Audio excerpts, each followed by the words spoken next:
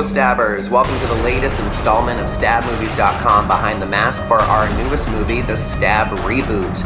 I'm Joshua Patrick Dudley, I'm the writer, director, and executive producer of Stab, and I also played Jackson Duvall in the movie. So 2020 was our 10-year anniversary on YouTube, and I really wanted to do something special. So that's where the idea of the Stab Reboot kind of started to develop. We had done some special interviews with the actors and a big, huge documentary called Behind the Mask, but we didn't really have any special movies planned. And the fans always, over and over and over and over again, are asking for another Stab movie. And we really struggled through Stab 7 twice and then through Theta. So we thought we were stuck in the Stab 7 curse, but I said, you know what, screw it, we're gonna give it a try, and I'm gonna try to make a new Stab movie, but I don't wanna start where we left off. I don't wanna have to try to get everybody back and stuff like that. I want to start from the beginning, that way we can have new characters and any of the actors who were in the previous movies can kind of come back and play something if they want to.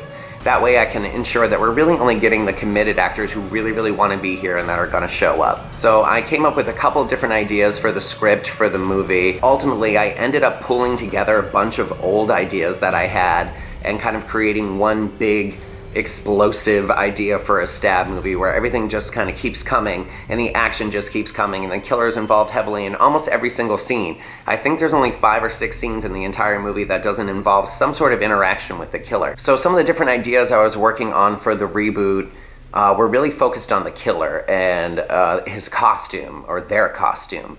And one of the ideas was that the costume kind of gave whoever wore it powers, which was where the idea of him teleporting and kind of being a ghost came into play, which is also something lifted from the Stab 7 Knife of the Hunter script, where my character appears to be a ghost throughout the whole movie, but then at the end you find out that he's actually using holograms and Halloween projectors to make it seem like he's a ghost, but he's really alive. So I kind of stuck with that idea, and then I really wanted a new lead girl, so I came up with a new storyline for a new lead girl that was still kind of based on the storyline of Sydney Prescott, so this kind of felt like the first Stab movie still. Hi, I'm Hannah Madison, and I played Claire Matthews in the Stab reboot. Claire Matthews is a lead girl in the film. The story takes place, the start, where she watches her mother get murdered, and then fast forward 10 years later, she goes to her high school reunion, goes back to her hometown, where the murderer is after her as well. Claire, I'm not sure if I really resonate with her like a lot. Like I feel like she tries to like act tough at like times, and like I tried to like kind of like pull my ownness out of that when I was trying to like fight back, and when she was trying to, you know, muster the strength and the anger, which is definitely more my personality. Maybe not anger, but definitely feisty and, you know, just trying to, you know, stand my own. Some people call it like small girl syndrome. I don't know. She's very emotional. She's very heightened. I mean, she's a traumatized person, so, you know, rightfully so. Piper's obviously the replacement for the Gale character, and Mark's character Ryan is the replacement for Dewey, though I will say a much more drunk and verbally abusive and stern version of Dewey. He's definitely not the comedic relief in this movie. Hi, my name is Mark Haggett. I play Ryan Kincaid in the Stab Reboot. Ryan is a detective. He was pretty upbeat in his early years as a cop, and later when he has a run-in with the ghost, he's not such an upbeat cop anymore. He still wants to get the job done, but he does it with a little extracurriculars. You know, he might drink a little bit too much, and he's kind of a dick. So that's Ryan. That's me, Ryan Kincaid. I have been in 1, 2, 3, 4, I think 5 StabMovies.com's films at this point. You know, and it really sparked me wanting to become an actor or pursuing more acting roles. I mean, this is really where I started, right here. Typically, I usually play some sort of douchey jock kind of guy in the other StabMovies.com films. This time I got to step out a little bit and play a struggling alcoholic. Still kind of douchey, but but a different level of douche I got to play, which was nice. So yeah, I actually had to act, because usually I'm just kind of like myself. So that was cool. And then everyone else kind of just fell into where I wanted them to fall as to who they were playing for their characters. I was lucky in the fact that most of the cast had already committed to doing the movie before I had written a lot of the script, so a lot of their characters were written specifically for them, which I love doing because it makes their acting a little bit easier, it makes it easier for them to get into character, and it also makes it easier for me to capture the right kind of emotion. Hi, I'm Nicole Linton, and I played Cordelia Collins in Stab. Cordelia was written for me, like definitely like one of the characters that I can easily play because it kind of parallels my personality anyways. Just very like kind of out there, got like that like, I don't know, energy about her and like sass and everything, and definitely like one of those girls that doesn't put up with shit or whatever, and you know, like looks out for her friends. I was the main girl's best friend. Hi, I'm Arianna Prescott, and I play Trevor Smith in the Stab reboot. The best way I can describe Trevor is that he's the girl's best friend, the main character's best friend, and he's a gay, sassy man, and I love playing him. It's so much fun. And he also is deaf like myself, and the cochlear implant is written into the script, so I got to pick clothes that made him all skimpy and make him look like a big gay slut. It was so much fun. I loved it. I myself am gay as well, and I feel like the gay culture and community are still largely underrepresented in movies and shows. Although we are getting more exposure, there's still some room for some more, and I like how Trevor was written for me.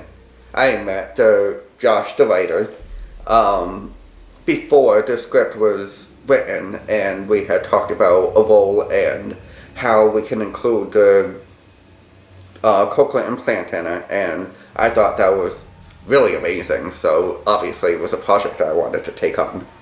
And especially with the cochlear implant, because we see a lot of deaf in television and movies and things like that, and it's awesome, but we don't really see a lot of deaf people with cochlear implant, which is also another community that almost no one has ever heard of. It's something that I can really appreciate, and I hope that the deaf community and the cochlear implant community and the Stab fan base can appreciate as well.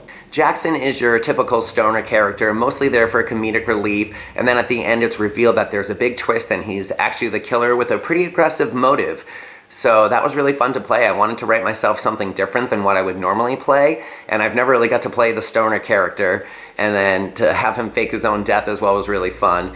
But that was the main reason I did it, was I just wanted something different and something short and quick so that I could make it through the movie pretty quickly and only have to be in front of the camera a couple of times, which is why you'll notice that any scene that I'm in before I'm the killer is actually shot solo. There's no one else really involved in my scenes aside from the killer. I'm Christopher Jacques, and I played Kevin Kincaid in the Stab reboot film. And Kevin is kind of like a young rookie cop who is following his brother's footsteps and seems to be a real innocent, sweet, kind guy, but really turns out that I'm one of the psycho killers that ends up murdering and helping kill everybody. So yeah.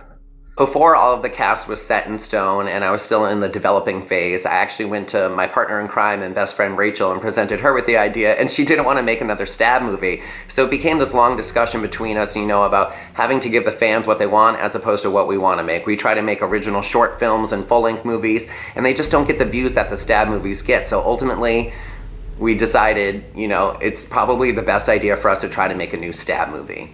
So then our little issue with Fun World came up where we were no longer allowed to use Ghostface, and it kind of became this big thing all over the internet that we weren't allowed to use Ghostface and nobody was allowed to use Ghostface in their fan films, and we started hunting for a different mask. It really did kind of blow up on the internet. Like, people were tweeting about it and writing about it and posting news stories about it. Videos about it came up on YouTube, how we weren't able to use Ghostface in the movie. So thank you all for your support and really wanting us to be able to use Ghostface in the movie. We really appreciate everything you had to say, but we want you all to know that there was absolutely no drama between us and Fun World at all. You know, they kind of just said with Scream 5 in development, they were having issues with giving people permission to use the mask.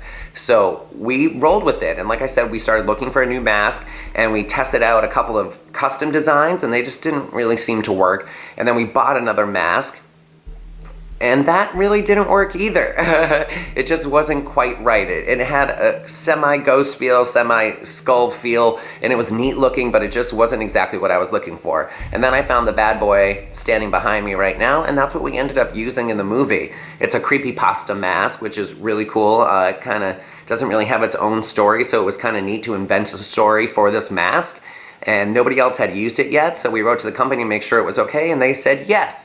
So of course, by the time that we get all of this settled and worked out and we're about to begin production, we hear back from Fun World that we now can use Ghostface with a couple of stipulations, and it was just too much at that point. So, and we had already committed to a new mask, so we rolled with it, and not all the fans were happy that we replaced Ghostface, but you never know. Ghostface could come popping up in a sequel and replace him. You don't know what's going to happen, but for now, we love this mask, and those of you that loved it too, thank you so much. Those of you who didn't like it, I'm sorry. I know it's not Ghostface. I know some of you think it's silly looking, but honestly, we were pretty scared of it. Like, even on set, if that thing comes at you, even the thing standing behind me right now, when I walk into the room and I see it, I always jump a little bit, so it has a pretty good impact, so I hope you guys can enjoy the new version of the Ghost. So the first thing that we actually did for the reboot was a couple of live streams on YouTube where we had a little Zoom meeting with some of the cast members to raise money for the movie. If you are a donator to this movie and you're watching this right now, thank you, thank you, thank you so much. Words cannot express how much it means to me that you guys donated to us to help us make the movie what it came out to be. I had already spent thousands of dollars on the movie and we needed help, so we turned to our Stab community, and you Stabbers really came to our rescue and helped us get the few final things that we needed for production. So again, I say thank you so much. So then starting in August of 2020, we did the read-through. At the read-through, the cast bonded so well, it was just kind of mind-blowing. There was all this creative energy flowing everywhere. And mind you, this is in the middle of COVID, so we had all kind of talked on Zoom meetings before, and now we were in one location together and everybody was wearing masks and keep social distancing, so it was a really interesting experience, but it still gave everyone that initial introduction to each other so that they could meet and become friends. And I think a lot of friendships were actually formed on this movie. Everybody bonded so well and everybody was so nice and so committed. Hi, my name is Ashley Swank and I play Deirdre Porter in the Stab reboot. Deirdre Porter is our sassy single mom, and she was very fun to play. I have no kids, but I get to pretend I do. She definitely has a mouth on her. She's not afraid to tell anyone to go fuck themselves, and she does frequently. When I played the fortune teller, it was very simple, just a couple lines. It was one day of filming, in and out. And playing Deirdre, I actually had like a real role and multiple shoots, and the story kind of hinges on her, so it was very different, but up for the challenge. I had a good time. This cast, it really was like walking into a group of friends, even though none of us had ever really met before. They were very, very cool people. I really loved our group. It was a lot of fun. I was definitely new to this group of people. I do know Nicole Linton, who played Cordelia, who played my best friend in the movie. She's actually one of my best friends in real life, so it was kind of cool to get to see her in that way. But besides that, I'm definitely one of the newer of Josh's actors. I know that he's worked with a lot of them, and they've done a lot together. So just getting to meet everybody. I really enjoyed working with Stephanie, or Piper, who she played in the movie. She was really a lot of fun. Her personality is just like over the top.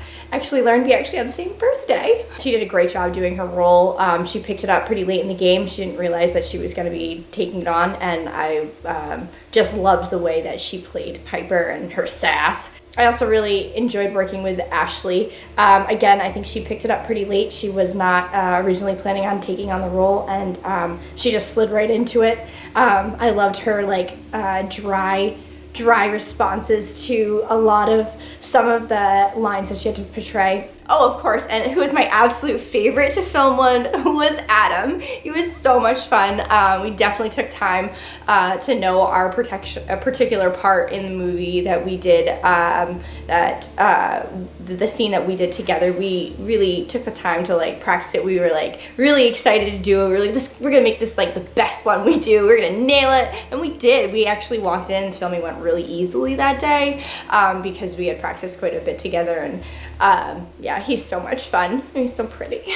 One of the other really exciting parts about doing the Stab reboot was that we had some people working with us to help us create better props and costumes. So at Scream Robes on Instagram made us our fantastic new robe that we have, and it's a combination of the costume from all of the Scream movies, so it's kind of our own Stab version of it, and you can actually message at Scream Robes on Instagram and they will make you our exact costume and you can buy it from them. And then our masks that we had donated by Burkbench Designs are just fantastic. He did an MTV Scream mask for us, a goblin version of kind of a screaming mask too, and both in green to be special Stab versions of them. So those were really, really cool. And he also made us a prop rubber Buck 120, which was awesome. And we used it in almost every single one of the scenes where people get stabbed. That was really, really fun. We were working on a retractable knife, but it never came to fruition before production began. So we ended up using the rubber knife for almost every time the knife lands in someone. And then Jose, our friend, actually made us some knives as well, and he made us a prop Buck 120 that was made out of resin, and then he made us a special serrated version that's used in Adam's death scene in the movie, and it came out great. I was really, like I said, lucky to assemble such a good cast that really cared about each other and cared about committing to their roles and giving everything that they could to the movie. Yes, there were still setbacks. We still had quite a few recastings. Most notably, we had to recast Kia, who was originally supposed to play Deirdre, which was a huge hit to us because I was writing this movie during the middle of the Black Lives Matter movement, and Rachel and I were pretty active in it. So we really wanted a strong female character who was black that would survive the whole movie. And that's why she's written as the hero, because she was going to be the black girl hero. That doesn't happen very frequently in horror movies, and we really wanted to give that to our fans, especially because our movies are so whitewashed, because we live in New Hampshire and it's so hard to find black actors out there. Black actors and actresses, if you're watching this, please audition for our movies. We need you so bad. We are sick of having all white cast, though we are grateful for the cast that we do have. So like I said, having to recast Kia was a big hit, and it was a little bit of drama, I'm not gonna lie. She was supposed to show up and she got scheduled to work, and then we moved filming to accommodate her schedule, but then she still refused to show up and picked a fight with me and quit the movie, and it was drama, so whatever. But then we got Ashley Swank back to replace her, and she was just the fortune teller in Stab 5, but it was really nice to have Ashley come on and take on a bigger role and do such a good job at it. So thank you, Ashley, so much for saving the day there. I replaced Kia. I never got to meet her. I heard she was very nice. So the role was originally written for a black woman, and the script definitely, you could tell it was written for a black woman. So I really didn't want to be insensitive or try to portray something that I'm not. So we definitely had to do a little bit of rewriting and be a little bit more creative and make the role feel a little bit more natural for me. Oddly enough, one of the other biggest challenges we had on the movie was the teeny tiny part of the news anchor.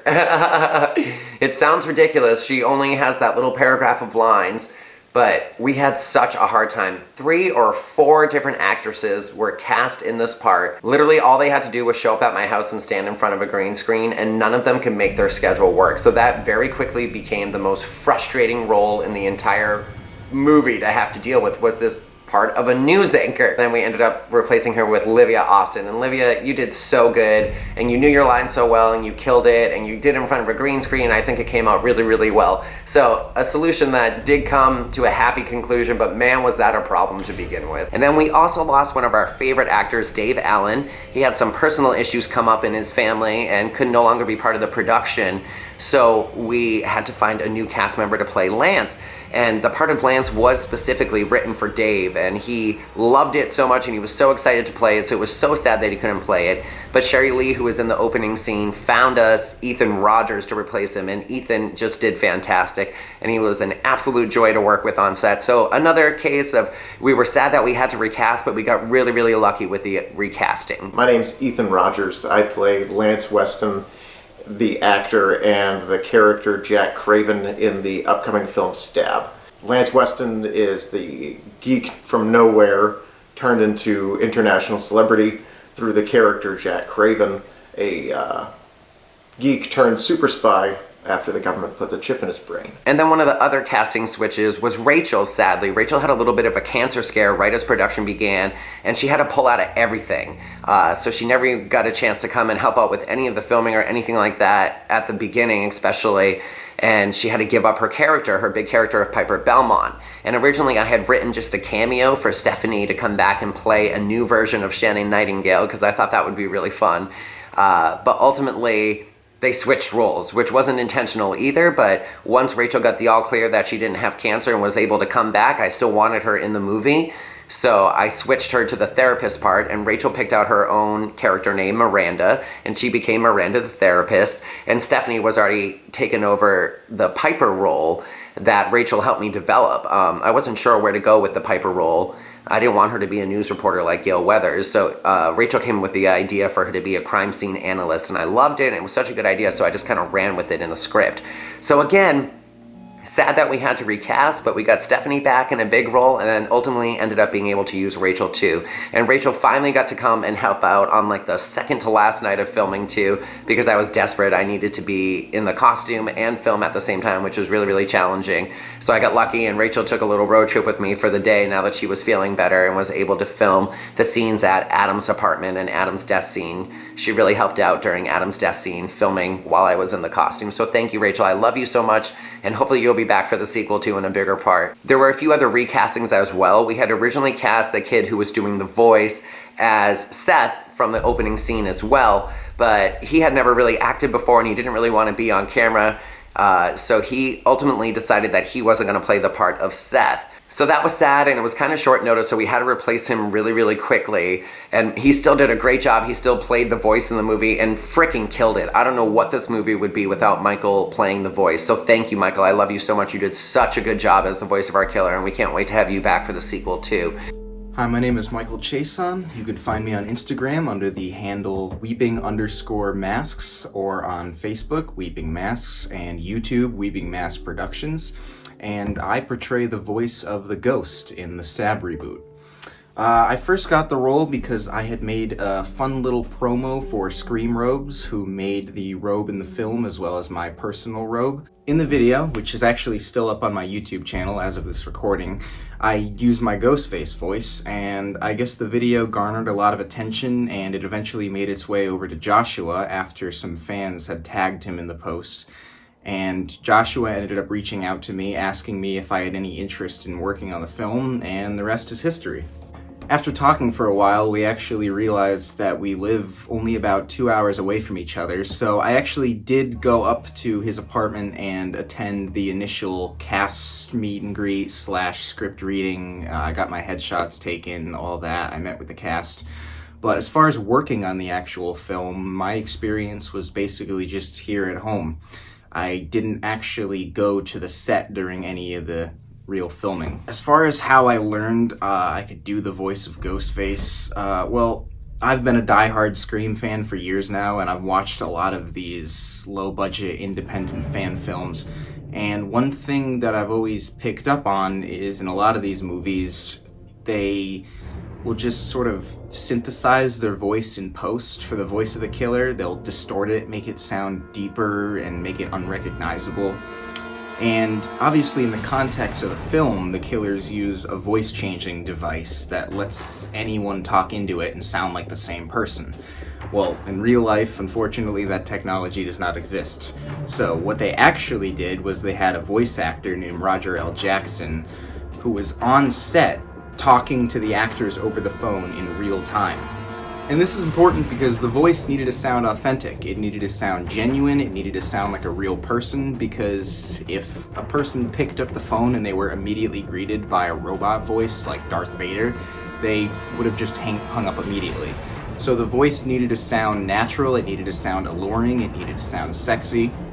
So I picked up on all these things, and I'm actually a practicing voice actor. I do a lot of different voice and character impressions, and so I knew that I had to learn Ghostface because the Scream movies are just so near and dear to me. So I studied the way that Roger L. Jackson talked, the way he pronounces certain words, his inflections, how he changes his tone. And so basically I tried to naturally, without using any sort of synthesizer, change my voice to sound more like Roger. And depending on the scene, depending on the context of the moment, sometimes you need to make your voice sound more threatening. You hang up on me and I'll cut through your neck until I feel bone. And then other times, he needs to, like I said, he needs to lure people in, so his voice will be more calm and soothing. You like scary movies? What's your favorite scary movie? You making popcorn? I only eat popcorn at the movies. Really? What? So if you're doing a scene and the killer is talking to a character for the first time, they're making their first introduction, you're not going to start off up here right away. You're going to start off slow. You're going to reel them in. You're not going to be threatening right away. But then as soon as you drop the bomb, which is usually in the form of a threat, or something that can easily come off as a threat, I want to know who I'm looking at. That's all of a sudden, that's where the tension of the scene rises. So you got to sort of accommodate your voice to match that. So as the scene progresses and the tension starts to rise, you got to sort of change your voice to accommodate that. It can't be slow and sexy anymore. It's got to start to sound cold and threatening. So really for me, it was just reading through pages of the script, scene by scene. Obviously, I didn't need to learn the whole script. I only had to worry about the pages that feature the ghost in it. And I would send Joshua recordings of my lines through email, scene per scene, and I would just react as if I'm talking to the person, but it's really just me talking alone in a room. So, not really too exciting of a story to tell. It's not like I was actually there on set with the actors. I could have done that, but it's like a 2-hour drive away, and there was no way I'd be able to do that for every scene. So it's just easier for me to be able to do it from home. I actually, fun fact, was originally supposed to also play the role of Seth at the beginning, but I eventually opted. This was after I had done the headshots and the cast reading, meet and greet, and the script reading. I kind of just opted to stay behind the camera and just stick to the voice of the killer. I had a fun time doing it. I'd do it again. Like I said, it's no sweat off my back. All I'm doing is just sitting there at home talking into my phone like a weirdo by myself, threatening people who aren't there. As far as I know right now, Stab 2 is actually in the works, so I've already been asked to reprise the role, which I'm going to do, because why not? So if you did like what you heard and you want to hear more of that, you can check out, like I said, my YouTube, my Instagram, my Facebook. I post sort of my own makeshift little fan films, I guess you could call it. I like to recreate scenes from the movies. I like to do promos for artists like Scream Robes. And yeah, more than anything, it's just fun to talk like the killer, dress like the killer. I'm happy to be able to provide services for people. I've done a lot of different work for people, such as shout outs or sending people personalized voice messages for their phone as the killer. It's just a fun thing to do. I don't really think of it as anything too serious, but if anyone wants me to do something like that for them, I do charge money. I don't charge too much, but depending on the extent of what you need me to do, definitely reach out to me and we can get something done. So I had a fun time working on the film. I'm excited to do Stab 2, and with that being said, see you soon. Real soon. And then I actually switched the part to my friend Brendon, who was staying with me, and something came up with him so he could no longer play the part. So I was super desperate at this point, and I had contacted Jacques Stanis, who had actually auditioned to be in the movie prior and didn't get a part. He lives out in New York, so it was a little bit challenging to try to right for his schedule, but it just so happened that I got in touch with him a few days before we were supposed to film, and he was able to work it out and get from Long Island to New Hampshire and come film a part in our movie. And Jacques has his own series of Scream fan films on the internet called Slash that he's pretty well known for too, so it was kind of neat that we got to combine forces, even if it was just for a teeny tiny little scene, and have a little bit of a crossover between Stab and Slash. So thank you, Jacques, and Zach, who came with Jack. Wow, that was hard to say, but thank you both so much for coming and being part of the movie. You really, really helped out. My name is Jacques Stanis, and in the new Stab reboot, I played Seth. Now, Seth is the boyfriend, kind of came home, or to his girlfriend's house in the technical opening, but it was really the second scene of the movie.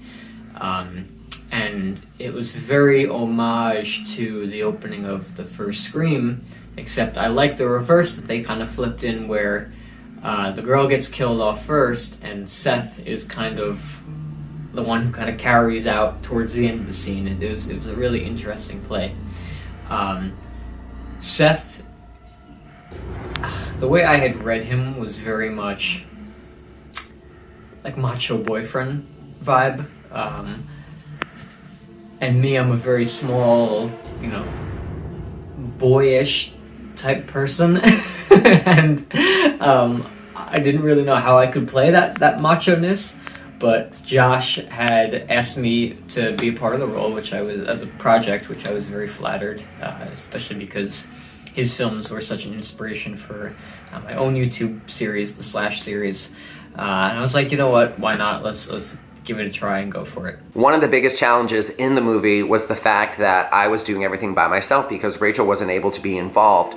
So playing the killer became very tricky. I prefer to play the killer usually because I've been stunt trained, so it's easier for me to be in the costume and take a punch and fall down, or throw a fake punch, or fake stab someone without them actually getting injured. So I kind of had to entrust that to a couple of different people throughout the movie. So I always give the killers a chance to be in the costume just so they can know what it feels like, because they're the killer in the movie. They would have known what it felt like to wear that costume. And then we also get to see what that actor would move like as the killer. So Chris and I both played the killer. Chris played it in the scenes in the motel where he kills Nikki and he's stalking Mark's character Ryan. Anything in the hotel except for one shot. There's one shot where the killer lifts up the hook where he's sitting on the bed that we forgot to film, so I had to go back, and Nikki actually filmed that scene, and I was the killer in the costume just lifting up the hook for a second. But everything else in the motel is Chris. Then I'm actually in the costume for a couple of scenes. I kill Adam's character, I kill Brendon's character, Derek, who actually, Brendon, huge thank you to Brendon Antel for everything that he did on this movie. He was in the ghost costume more than all of us combined. He was in it for a very, very long time. He did a lot of the scenes. I am Brendon Antel. I played Derek Hughes in the Stab reboot. At the beginning of the movie, I guess it was just convenient timing that I was available so often for Josh to abuse as his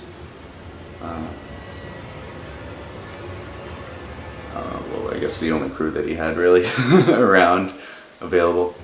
So he would have me to help set up and break down the days, but I also, had to wear the costume a lot for the scenes that he couldn't do himself. Didn't have other people available for. So I ended up being the killer quite often. The opening scene, that was the first time being in the costume, which was quite interesting, not being able to see at all through that costume. Gloves are very slippery, especially with a real knife. Obviously, first time stabbing somebody, fake stabbing somebody, obviously. It was an interesting experience. I got to kill plenty of people, I guess. Josh being one of them, well, pretending to kill Josh anyways. He did the very opening scene. He did Ashley and Ethan's death scene. He did the part where Hannah has to get lifted out of the car. He body doubled me in the ending sequence so that I could do some more filming, but he would be in the costume standing in for me. He also killed off my character in the costume and did all the talking through the webcam to everyone in the hotel. That was Brendon in there too.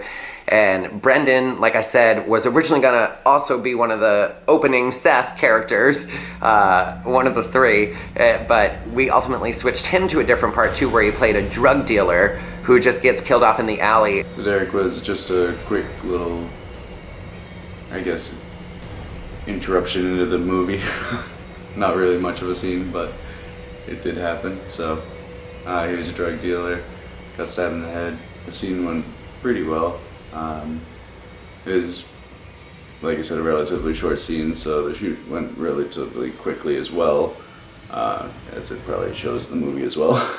But yeah, I get stabbed in the head. I was actually in the outfit that's on the ground when the head gets stabbed. Obviously not my head, just a foam head right propped on top of mine, but I was literally right below the head as it was getting stabbed. So it was a different experience. Obviously we used a lot of blood, got dumped on the head. Most of it stayed where it should. A little bit got on my face, but mostly from having to fall into the blood so many times. Obviously as a server, getting all over your hands is fantastic the next day going to work. I don't know if anybody really noticed, but being in flip-flops, forgetting my shoes, I didn't really think that we'd see being in flip-flops, but definitely got blood on my feet as well, which is even more annoying. So I had fake blood on my feet for at least a week, if not a week and a half straight. He also helped me film the ending sequence, so that was really, really cool because I was so heavily involved in that scene. Any time where I'm on camera in that sequence, Brendon is filming. And then also in the costume we had Zachary Wally, who came down with Jacques Stanis from Long Island, so he played the killer in the opening where Sheri and Jacques' character get killed. That's all Zach through that whole scene. And then he makes a little cameo as a police officer the next day. He's running the crime scene tape across Sheri's body. So you only get to see him a couple of times without the mask, but thank you, Zach, so much for that and for helping out so much. Hey, my name is Zach, and I played in the new movie made by Josh, and I played as a police officer, and I also played as the killer. I had a lot of fun. Me and my partner went up last minute. He was really excited to do it, and when we got there, we had a lot of fun. Got to kill people, which was really fun. I've never done that before. And I got to get hit by my partner like twice or 3 times, and it hurt. So that was fun. If I was offered, I would definitely come back if Josh said that would be okay, and if there's a role available. And also depending on where I'm at in life, if I'm still in New York or if I'm moved across the country, it really depends on what's going on in my own life. But if I get the opportunity to have the time, I definitely will be involved in the next project.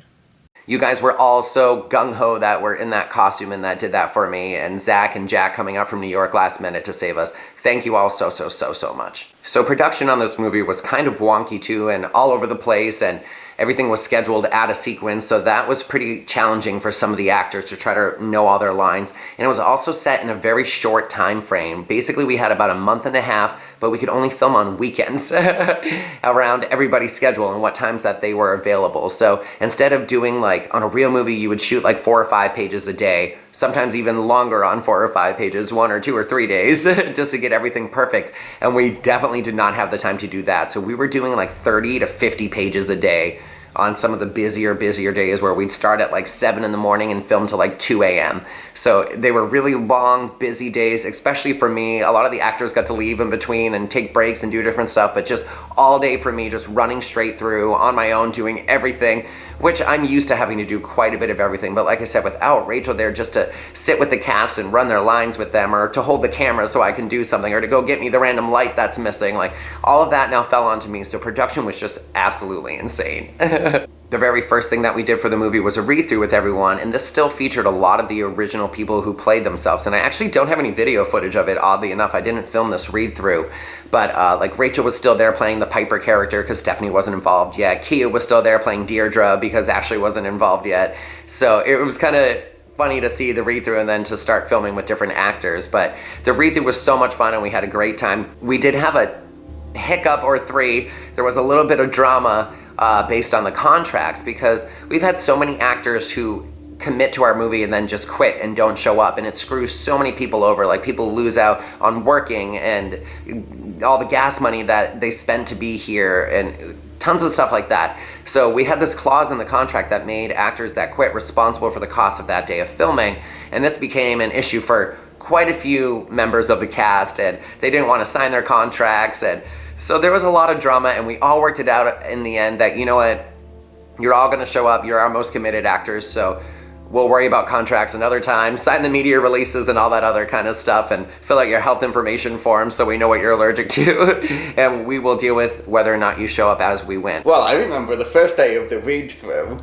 That was an interesting day. I was like really looking forward to it, and I had so much fun. It was great. But it was so funny because once I arrived here, there was tension, and it was so entertaining. Because I wasn't involved, so, like, you know, I'm an outsider just feeling it all. It was hilarious.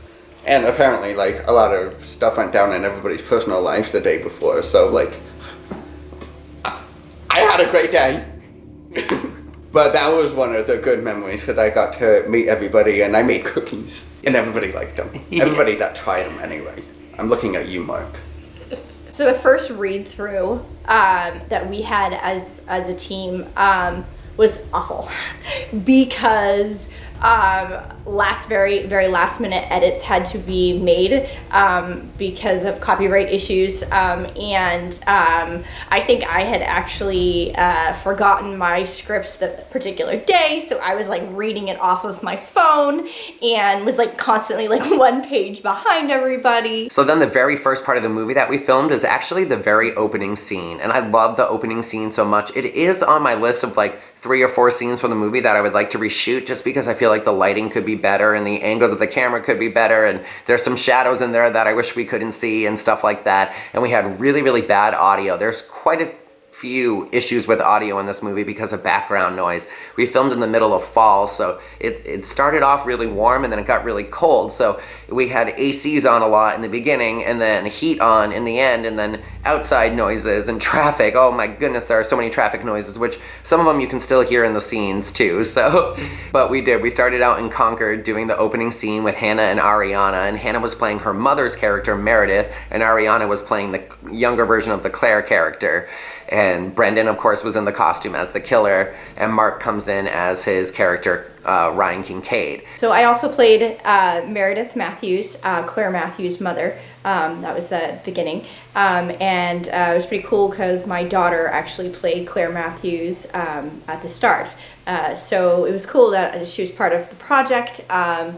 She actually surprised me how phenomenal she did. I was very proud of her. Her skills were right up there. I was a little nervous. I thought she would do fine, but I didn't know if she was going to be able to like really portray emotion the way that her role was written. She floored me. She did phenomenal. I was spot on. She knew her lines. She knew her lines probably better than anybody else in this film. Not gonna lie.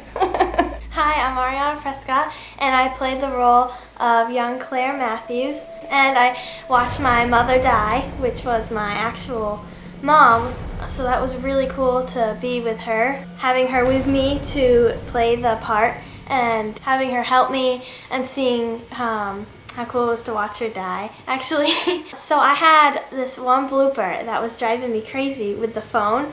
I had to run out of the room and hold the phone, but I dropped it every single time I got out of the door. So like, we had to shoot it like 9 times. And eventually we changed it so that I'd put it in my pocket. But it fell out of my pocket too. So we had an issue with that a couple times too. Another fun part was getting to be chased by the killer. My first scream was kind of weak, but then when I had eventually gotten my other screams, I was like, oh wow, I'm actually kind of good at this. Because I was so surprised. I was like, oh dear. I liked the part where I had to crawl around and out the door, which that part we had to change because my door had to pulled out instead of it having to pull in where I would slam the door on the ghost. So I had to add extra like cool part in it. I liked when I got my hand bloody, kind of. That was the only part I really got bloody, but it was still fun to have like the tattoo on it. We had a lot of bloopers with Mark, the police officer that came in. He would hit his head on the glass that is on my fan. Every time he came in through the door, he would hit it. So we had to shoot the scene like over and over and over again because he's too tall to fit inside of our house, which is funny. One of the scenes, it was actually the opening scene to the film, I believe, is when Ryan Kincaid is a younger officer. In the house that we're filming at, there was a low hanging lamp or ceiling light that I kept hitting my head off of. It was like probably half the takes. We probably did like 15 takes and I had to hit my head off of it 7 or 8 times. I was only on set for like an hour day one, I think. It was pretty quick. I showed up, threw on the cop uniform, and then Ariana did a great job. She just like flew through all her lines and everything, and she just like nailed everything pretty well. It's always good, you know. I feel like child actors are better than most adult actors around here, mainly because they're just not really caring about what they do, and they just do what they're supposed to, and it's great. I learned how to fake cry, kind of. I had one little part where I actually cried, which I was very surprised because I've never been able to fake cry. Yeah. So my favorite part was the part where I was in through the door watching my mom getting stabbed, because I had like, that's when I started to get emotional, you know. I was starting to like pain, you know. That was my favorite part because that was me kind of learning how to be able to do that, because I was very afraid to scream in my house when I was trying to practice my lines. Like I couldn't scream. I was like, I don't want to do this. But then, you know, that was definitely my favorite part, actually screaming for the first time. It was really cool that I was the first person under the age of 18 to be on set and play a role, which, yeah, it's the first time, and I feel very honored to have that, and especially having it with my mom also, having her as like, she's kind of my role model and playing this, and yeah. Thank you so much for watching the movie. I hope I get to play in another part. I hope to see you guys soon. Bye. I guess that was probably like just really awesome to do. It was like really awesome just that my kiddo was allowed to be part of it too. It's definitely something that we got to bond over, and I know she really enjoyed being part of it. I was wicked proud of her for what she did, you know, and for the content, I know that I got a little pushback maybe from like my mother being like, I can't believe you're gonna put her in a horror movie. Like, oh my God, I'm like, she can handle it, and she did. Yeah, there was no nightmares afterwards. That was a really quick, easy shoot for the most part. There are a few little bloopers here and there, but we had a really good time. And the opening, actually, the very first shot of the movie was coincidental. Oh, the shot of the house when we first filmed was definitely a very nice surprise when I walked out carrying out all of the equipment. I noticed that the lightning storm was actually like literally right over the house. I ran upstairs, told Josh to grab his camera real quick because you could see the lightning over top the house. We ran outside and just sat out there for a couple minutes. It was just before the rains actually started to come down. We got a little bit of a drizzle going. We were like, oh, hopefully we can catch something. And you know, it was nice to have the porch light on. Unfortunately, that was me having to sit up on the porch waving my hand in front of the sensor to make sure that it was on every 2 seconds. I think there was a couple times where we actually got the flash and my hand at the same time, so I think that took a couple tries as well. So the next scene that we filmed was actually part of the Zoom call, or the e-meet scene. We were going out to Dover, New Hampshire, which is about an hour away from me, to film with Ethan and Ashley because they were going to do their death scenes at night, and then we just scheduled in some more stuff during the day where they could do a few other things to knock them out and get them off the schedule. So the Zoom calls were a really, really interesting experience because everybody filmed their parts separately. I would sit there and read them the lines, or if the other actor just happened to be there, they would throw in some of their lines too. The timing, it had to be one take all the way through because we were going to see their cameras the whole time. So it was really, really challenging. So Ashley and Ethan had it pretty easy because they basically just had me and the opposite one reading their lines to them. Yeah, the Zoom call was a lot of fun because it's one of those challenges for a newer actor because we had to do it in one take. So you have to know your dialogue and be able to hit without having anybody else in the room. It was a very different way of filming. Not the first time I'd done it. I did a 48-hour film project a couple weeks before, which was all done through Zoom. So I feel like I had a little bit more practice maybe going in than some of the other folks. I think I was only there for when Ashley did hers, and I thought she did great because I was reading with her when she did it. So I'm kind of biased in that regard. You guys will have a better idea as how everybody else did on the Zoom call than I will, because I haven't seen it yet. And as this is being recorded, you've seen it, but I haven't. So I guess we'll all be able to talk about it together. And then as it went on and we had to film more characters, like Adam filmed his after that, I still just read the lines and prayed that it would work because I remembered how the actors delivered their lines and some of the timing of it. But it was at a completely different location, and again, he didn't have anyone around him either. I've only worked on one other film before this one, and it's a very big learning experience. So the Zoom call was certainly interesting because it was one continuous take, but nobody's there.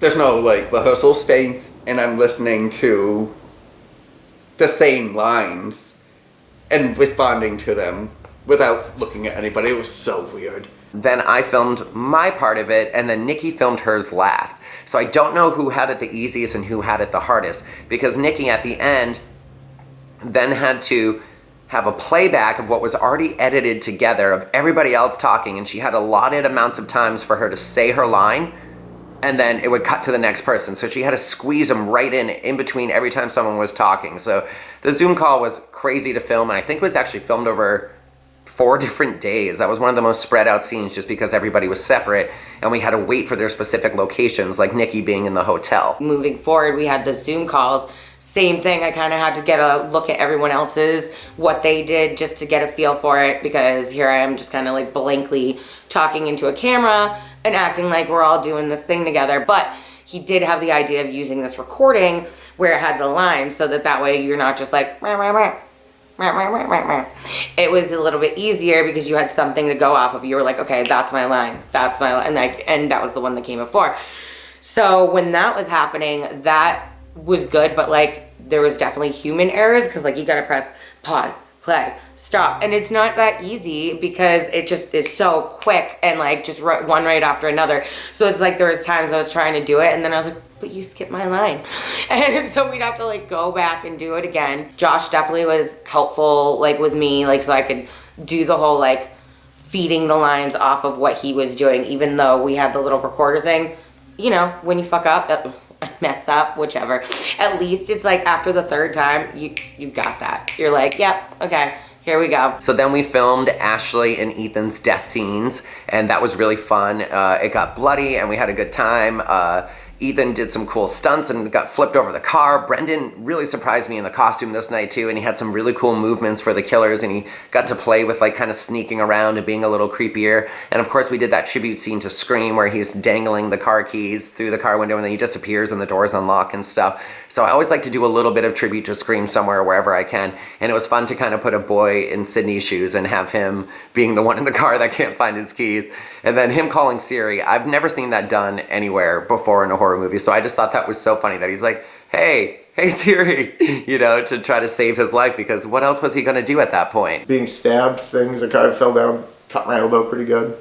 But I thought that added to the scene. Yeah, we didn't really have any serious bumps or hiccups. With Ethan, Lance, in the movie I hate his guts. I want to see him actively dying.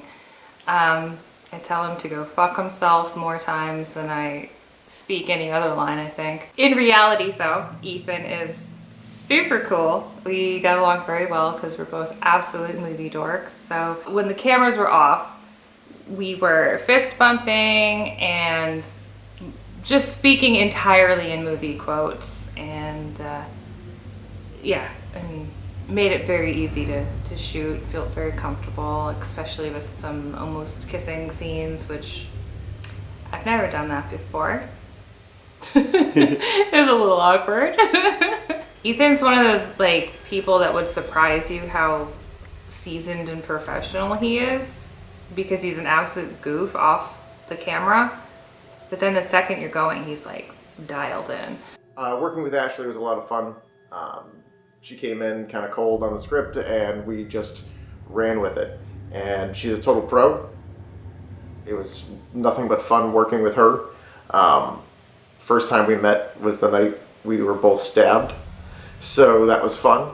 And it was just a very, very cool chemistry with us both on set and off camera. Just a very genuine human being, and she was just great to be great to have as a scene partner. I learned that I can get stabbed through the pulmonary artery and live. That was fun. The person, Brendon, who was doing the stabbing in the costume, even though it was a fake knife, he was like going full tilt into my back. It was not like you really couldn't see the blade ever make contact with me, but for some reason he felt the need to really jab it in. So every time it hit my back, it really was a surprise, and hopefully you can see that. There's a learning curve with stabbing people. The blade doesn't necessarily always bend in the direction that you want it to, so if you hit somebody a little bit too hard, which I guess happened with Ashley, but she neglected to tell me, so unfortunately I think that she had a bruise on her back from it. Thank God it wasn't a real knife though, so you know. Ethan's scene, it was more of the one of the first action scenes that we really had with the costume and the other actor, where you get to throw Ethan across the front of the car. I get to play around a little bit with the effects of sneaking around the car and intimidating, before finally, obviously, you know, getting him dragged out of the car on the ground and stabbing him too. I can't see too much through the mask, trying to get, you know, as many takes and as many angles as we can. The phone was not meant to be crushed when it was, but I guess the shot of the phone getting crushed did get captured at a nice angle where it actually lit up, so it was, I guess, used in the movie. And so that was kind of, you know, dumb luck for that scene. Then there was just a lot of me laying on a cold ground covered in fake blood. It was also cold. And we didn't even use the shot, cutting room floor. Got to ruin an outfit, that was fun. Custom stains. I got to drive home an hour from where we were shooting, just doused in fake blood. And I just kept thinking, like, if I get pulled over right now, the cop is gonna have a lot of questions. I had no way of proving that I was coming from a movie set, and that's why I was covered in blood. So then the rest of the production schedule is kind of jumbled to me because everything got put together so quickly. Like, I know we did I believe it was the second opening scene that came next with Jacques and Sheri's character, and that filmed all night, just for one night. We got it all done because Jacques and Zach had to travel out from Long Island, so we filmed all of Sheri's stuff first, and then when Jacques and Zach got here, we filmed all the Jack stuff and kind of added him in. And there were a couple mistakes during that. We did a couple shots with him and Sheri where you could see him through the glass and Sheri on the other side, but he wasn't covered in any of his blood yet because we hadn't filmed his scene yet, so it didn't make sense to cut to it later. So we ended up having to refilm a couple of things quickly at the end to make that kind of work, but Sheri was already gone, so there's never really a shot where you see them together. Hi guys, I'm Sheri Lee. I played Olivia Shaw in the film Stab. Olivia is was best friends in high school with the lead in the film. Olivia was the open and kill, so that was fun. It really was though. She's spunky, she's fun, cares about, I guess, how she looks. She defends herself and she's very protective of her boyfriend. She takes care of herself a little bit more because she won't actually physically go outside and help him. So that's Olivia. We started off, it was just Josh and myself, and he was playing all the killer's lines on the phone and interrupting me and going over my lines, and it wasn't confusing at all. It was actually really funny though, just kind of having a conversation that didn't make sense. And then meeting Jacques and his boyfriend and going into those scenes, it was a lot of fun. It was, you know, it's different when you film with people who you've never met before, but then it's amazing when you all love horror and slasher films because you just kind of want to get bloody. So you fit together well. Getting stabbed repeatedly was a lot of fun. With a rubber knife, not so much, you know. But it is fun though, because, you know, acting like it actually hurts is the best. And my favorite scene watching was getting stabbed, the very first initial stab, and I'm up against the glass door and the blood just spits everywhere. That was delicious. And then getting thrown on the counter and stabbed repeatedly, yeah, it was good times. I would definitely do it again, over and over. So the way Seth died was he ran into the house after seeing his girlfriend Olivia get stabbed many times. Untied himself, he was tied up on the balcony and ran in, or was fumbling for the keys to get inside the apartment, and all of a sudden the killer came and tackled him right through the glass window, which is really fun to shoot. I really liked that. That was actually my partner Zach and I. My partner Zach was in the robe in that scene, so it was fun to like fly in through that glassing. We didn't break anything, but like we had another person on set who was standing behind Zach and I and had a bucket of fake glass that as soon as Josh had called action, we had, you know, acted like we fell down, and they took the glass bucket and went threw it right over us. So it was fun. I remember falling down after that, and some of the glass was already there. That it wasn't real glass. It was like a plastic, like it almost looked like little cube pieces. It was interesting, but some of it was already on the floor, and I remember my elbow just slamming into it and just feeling it. You know, it was uncomfortable, but it was a lot of fun. Anyway, he goes through the door, gets up, goes to a little drawer in the kitchen or whatnot, and pulls out a gun and starts shooting around. And at this point in the film is when we really kind of see the ability that the ghost has, or, you know, his technique in tricking people, where the ghost appears in one corner and Seth goes to shoot at the ghost, but then the ghost disappears. Another corner, shoots, disappears, to finally he turns around and the ghost is right next to him and it slashes his throat. And I remember laughing on set with Josh, saying like, "Oh my god, this is the second time in a film series I got my throat slashed," because in the end of the third slash film I had gotten my throat. Jack Anderson got cut up. So I remember Josh and I were laughing on set about that. My favorite memory on set, I would say, was getting that slit throat applied. I remember sitting in the chair, and it was my partner Zach and I had driven from Long Island, New York, all the way to Manchester, New Hampshire, which was like 4.5 hours. We left at like 2 p.m. and got there at like 9 o'clock, exhausted from that drive. And Sheri and Josh had already started shooting the opening scene, and when I got there, I remember jumping right into the scene. And by the time it was, you know, ready to apply the slit throat, I remember it had to be close to like 12 o'clock. And I had work early that morning too, like it was 8 a.m. and then I got out at 2 and we left straight from there. So I was shot. And I remember him applying the prosthetic on my neck with a, hair dryer, and he had to turn it on really hot so he could melt the liquid latex to attach it to my skin. And I remember that burning so bad. But I tried to keep my composure because I knew we had to get the scene done.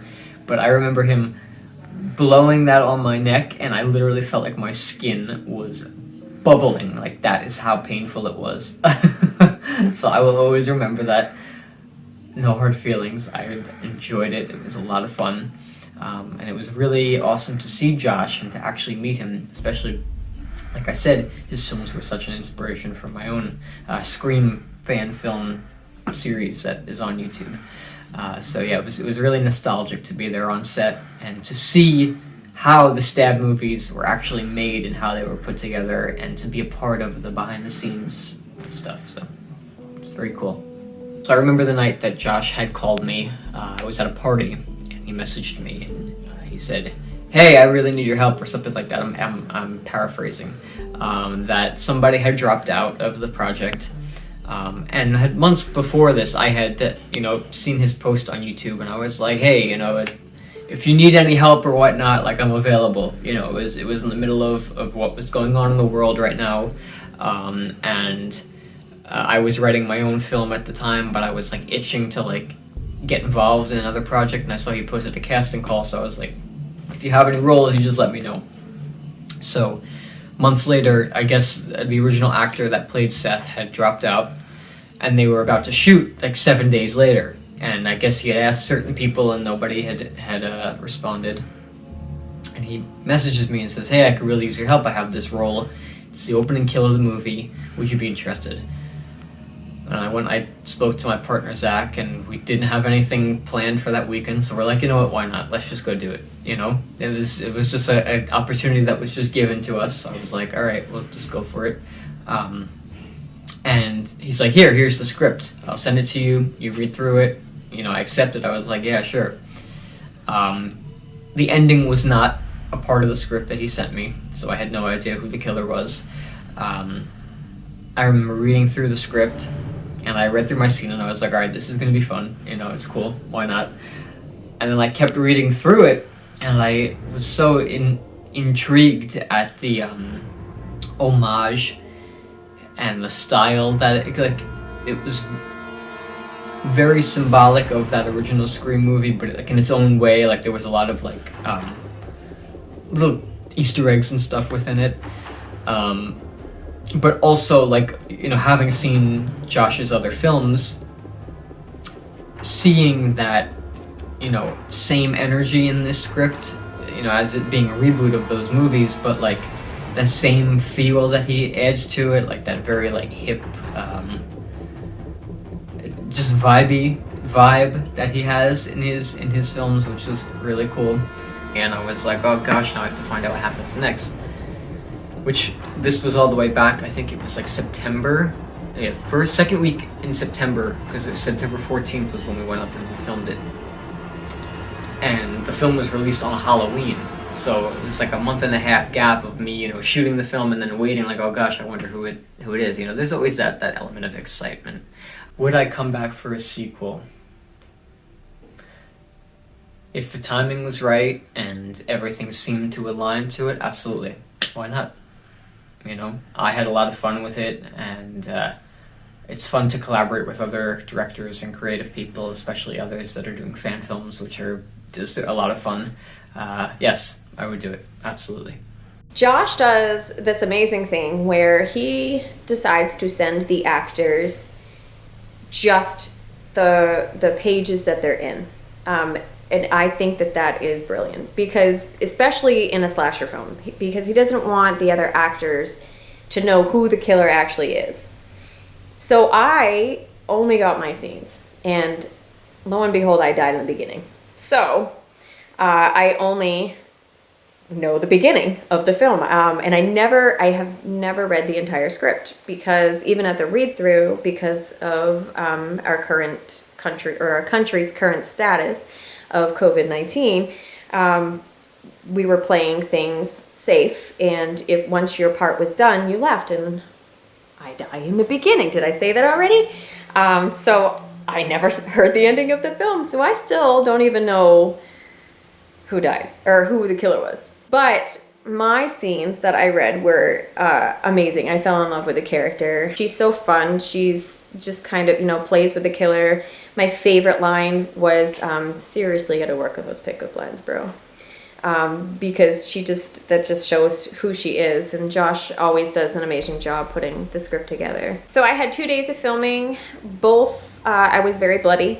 First night, I obviously was stabbed over and over, and I had to use the shower here to get clean, and he kept all the clothes because I was due back first thing in the morning. The best part of filming, I would say, is getting reunited with Josh, and I mean that with my whole heart. I love working with him. He's so to the point. He's professional but unprofessional at the same time. He's like the perfect mix.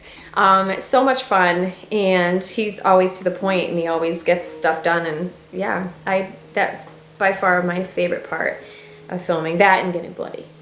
I do think some people will think that the way some of the bodies disappear is weird, but that is what I wrote in the script. I wanted the deaths to kind of seem mysterious at first, so Sheri's body just kind of disappears off the counter, and so does all the blood. These are very efficient killers. Like, you can tell someone's been murdered there, but there's not a whole lot of evidence left behind, and that was for the killers to kind of taunt Ryan, because he hasn't been able to catch him in 10 years. So the next day after that was one of the insane days that we started super early. I think it was an 8 a.m. call time or something like that. So I came right back and put on the same bloody clothes and got tied to a tree. Oh, second day of filming is when I show up on a crime scene where the ghost has slaughtered a couple people. So there was one time where I was going to reach down for a sharp object, I believe it was, maybe a metal object, and I'm trying to put on these rubber gloves made for a child, and his hand does not accept children's gloves. So I'm like messing around with it, and my hand's not really going inside the glove. I think I broke it when I was trying to put it on, so I ended up picking up the thing like this, I think, the first time with the broken glove. That was pretty funny. It was cool. I got stabbed in that scene shortly after the glove fiasco. Sheri got like hung up by a tree, and she had guts hanging out. She was playing with them like the whole time. That was interesting to see guts all over the place. So not only was I very bloody and cold and wet, but I was also tied to a tree, and he then poured more blood. But you can never have enough blood. I didn't mind it at all. It was still a lot of fun. Definitely was sore afterwards, because when you're tied up for so long, you lose all the blood and circulation. It was still a lot of fun. The guys cutting me down from the tree was another. I have a scar from the rope, but I love it because it's a good reminder of the wonderful time I had here on set. And I wouldn't change anything about it. Yeah, it was, after a while, it was like, oh gosh, this is really cold. And I can't feel my arms anymore. And when the guys cut me down and they were having a really hard time, they got the waist first, so then I had to drop my hips, of course, because I'm dead. And then they got my legs. So I was literally hanging like this for a very long time, which is why I have the scar. I'm here sitting there thinking, like, okay, they're having a really hard time untying my wrist. And I'm like, okay, but you have to, whatever they untie, you have to drop because you're dead. And that's what happened. They did my hips first. They kind of went a little backwards, but they knew it. They knew that they weren't doing it right. Because they were like getting so frustrated with themselves because they couldn't get it untied. And I was like, do you guys want me to help you? It was a good thing that the camera was so far away, because at one point I had to turn my head, and because I couldn't stop laughing because they were struggling so hard just to get the ropes untied. It was a really funny scene because me and the other guy, we couldn't really get her down from the tree because Josh is apparently an expert knot tire, so we couldn't get her off the rope, and it took us quite a while. It was pretty funny. We're making jokes about it and everything. And then when we finally kind of got it, like a little piece of the rope was still like attached to the tree, and she was just like free hanging off of it while she was tied up, and I was trying to just like support and hold her whole weight while he was trying to like get the rope off. I don't know, it was just hilarious because I felt bad. Her hands were like losing circulation, and like, yeah, it was quite the thing. And then when we like got her down, we we're still trying to like quickly like untie her hands because like that stuff was tight, and especially like since like she was hanging from the tree, it's like I thought her hands were gonna come off. I knew she would have scars. Like her hands were turning purple. Like I was really scared. I thought she was gonna lose her hands at like that point. It wasn't looking good. That's why I was really trying to get her out of it. I was like, oh, we might have to cut this, but I have a fake belt with no real tool, so we're gonna have to try to untie this as good as we can and save your hands. We did. So we're like, well, he said to stay in character, so I guess if you're tied up to this tree freezing your ass off because of all the fake blood and everything, you might as well like might lose your hands. I mean, if you're going that far into it, then Might as well go all the way. And that was one of those days that we had tons of issues with audio because we were outside and we were near a really busy road, so there was a lot of traffic. Some of that scene got redubbed at the beginning with Mark and Chris. All their lines had to be dubbed over because the audio was just that bad. And if I had a chance, we would have dubbed all the lines between Mark and Stephanie too. It just didn't work out because we didn't have time to do it. So there's still some shitty audio in that scene, and I totally apologize for that. And Stephanie is always a hoot to work with, but she really got thrown in last minute into this movie, so she didn't have a lot of time to learn her lines, and it was definitely a struggle for her. That day was a struggle in the beginning. There was a few lines that she just couldn't get, but everybody struggled with their lines on this movie, and that's part of our contract, is know your lines when you show up, you know? It just makes production so much easier, but I write a lot of dialogue, so the actors have to put up with memorizing paragraphs of what they have to say to each other. So Hannah, our lead girl, struggled tremendously too, and every scene she's in a different emotion in a different place, and she has so many lines, so I know it was hard for her. It was even hard for me at the end, and I wrote it, like doing the end scene, because there's just so much dialogue, because you kind of want to explain everything, and you can't always show everything to tell the story. I try to as much as I can, but I end up relying on dialogue quite a bit. So thank you to all the actors for the wordy dialogue. I appreciate it. But there were a couple of scenes that got cut because either the dialogue was too wordy and the actors couldn't get it, or it was literally just too wordy and it became boring. When me and Stephanie were just doing our one-on-one scene, like, it was going really good. I had a little bit of lines, not too many, mine were short, but Stephanie, like, couldn't get her lines straight and, like, just couldn't really remember them at all. So, like, I don't even know how many times it was, Josh. It was, like, at least, like, 30, 40 times, and we had to keep going over her lines to the point that she said it, like, had to repeat them so many times that I started to remember and learn her lines. And I was, like, mimicking, like, every word that she had to do for word. I'm like, these are your lines. Like, I'm starting to know it. And then at that point, I started to forget my lines, because when you, like, hear somebody else go over and over and over about their lines, I was like, oh yeah, I know what you're talking. I know yours now. I'm like, oh shit, what the fuck are my lines though? But that was a long scene. Any of the scenes that got cut got posted separately from the movie so that you could see what we cut out. And I think if you watch them, you can tell why those parts got cut out. So after we filmed the outside scene, Mark's character comes in and gets stabbed, and that was Zach in the costume again. And then Chris's character comes in and they leave. And then we moved on to filming what was actually the very end sequence of the movie, which also got cut, where Ashley's character makes Hannah pancakes and brings them to her in bed. And I just didn't like the ending once it was done. The girls did a great job in the scene, but the scene felt kind of too short, like they were just kind of over it all of a sudden, and then the phone ringing, they just ignore it, and I don't know, it didn't work for me as the ending, so I decided to end it after the finale's ending. So you never really know what happens, and I think the idea of mystery is a little bit cooler that way. Whether or not Hannah's character did survive and what else happened after is kind of up to the audience until we make a sequel. So I thought it was a much better ending than what we had filmed. This cast really made you feel very comfortable. It really was like walking into a room of friends. And so it was very comfortable getting to sit in bed with her, and I made her pancakes in real life too.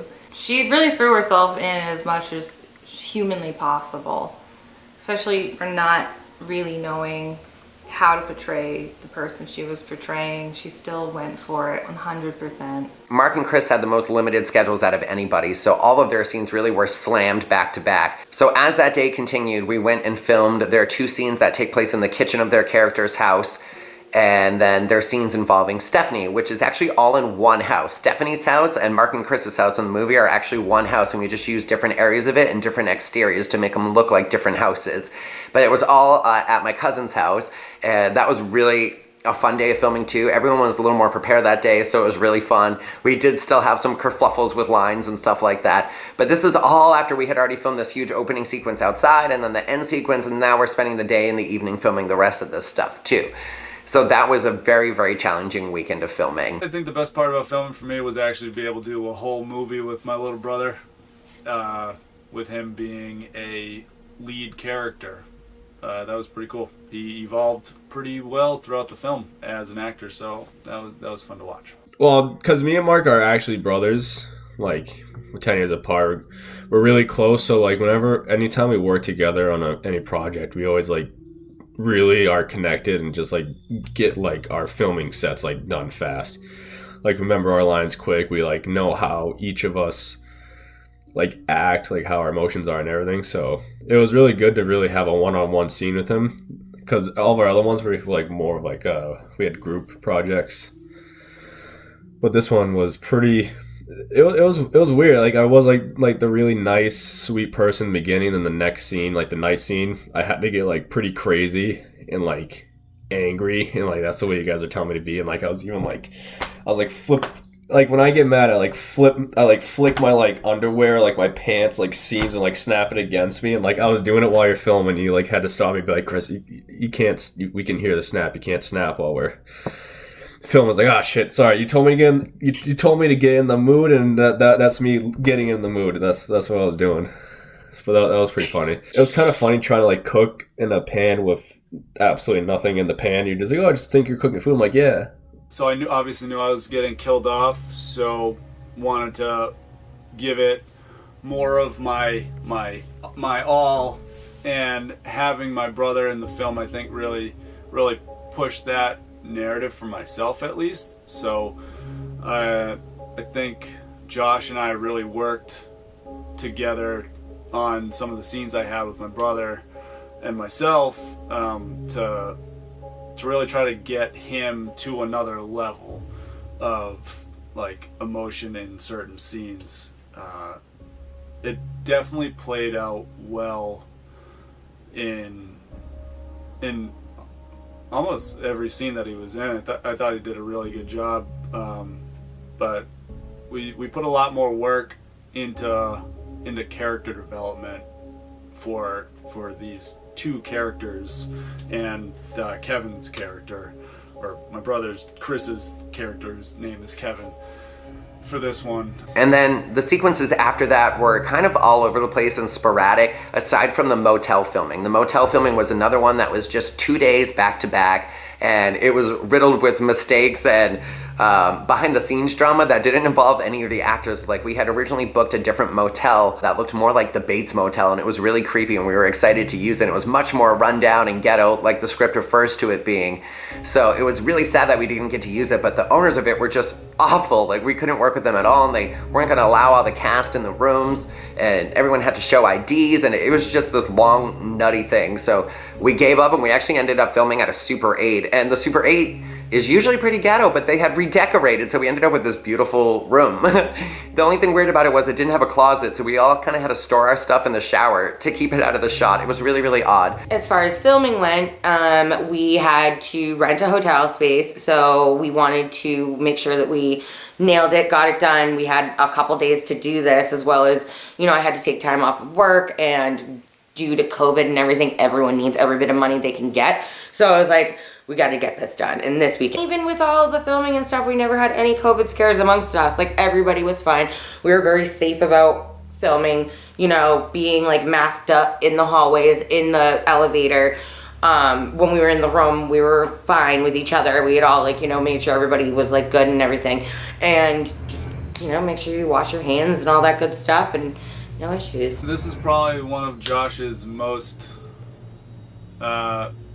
thought out and planned films, so there weren't really too many bad parts about filming. Unlike any other year, we had a looming death virus around all our heads. COVID-19, the thing that stopped most of Hollywood but couldn't stop Stab. Making sure everybody's wearing masks when they're not on set, making sure everybody's spaced out accordingly when you're not filming together, wearing your mask, taking it off when you're filming, having to put together COVID bags for everyone, you get hand sanitizer and masks and whatnot, so that means everybody has what they need. It's definitely a lot to work around.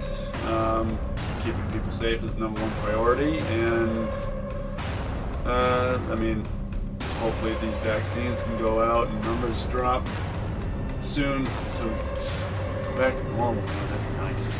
So I remember dancing a lot with Stephanie. We had a very good time. The hotel scene was probably my favorite day of shooting. Everyone was there, and For some reason, this cast, more than any other cast I've been involved with, we felt like an immediate family. Everyone was super, the vibes definitely matched. We all got along immediately. It was like walking into a room of people you've known for 30 years and none of us had ever met each other.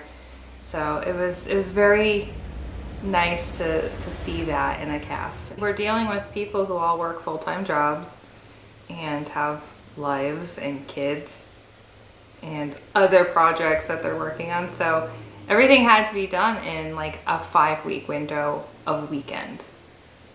So there just wasn't enough time to take our time and do stuff page by page. It was like, no, we have to do 45 pages today. No ifs, ands, or buts. We're gonna stay here as long as it takes.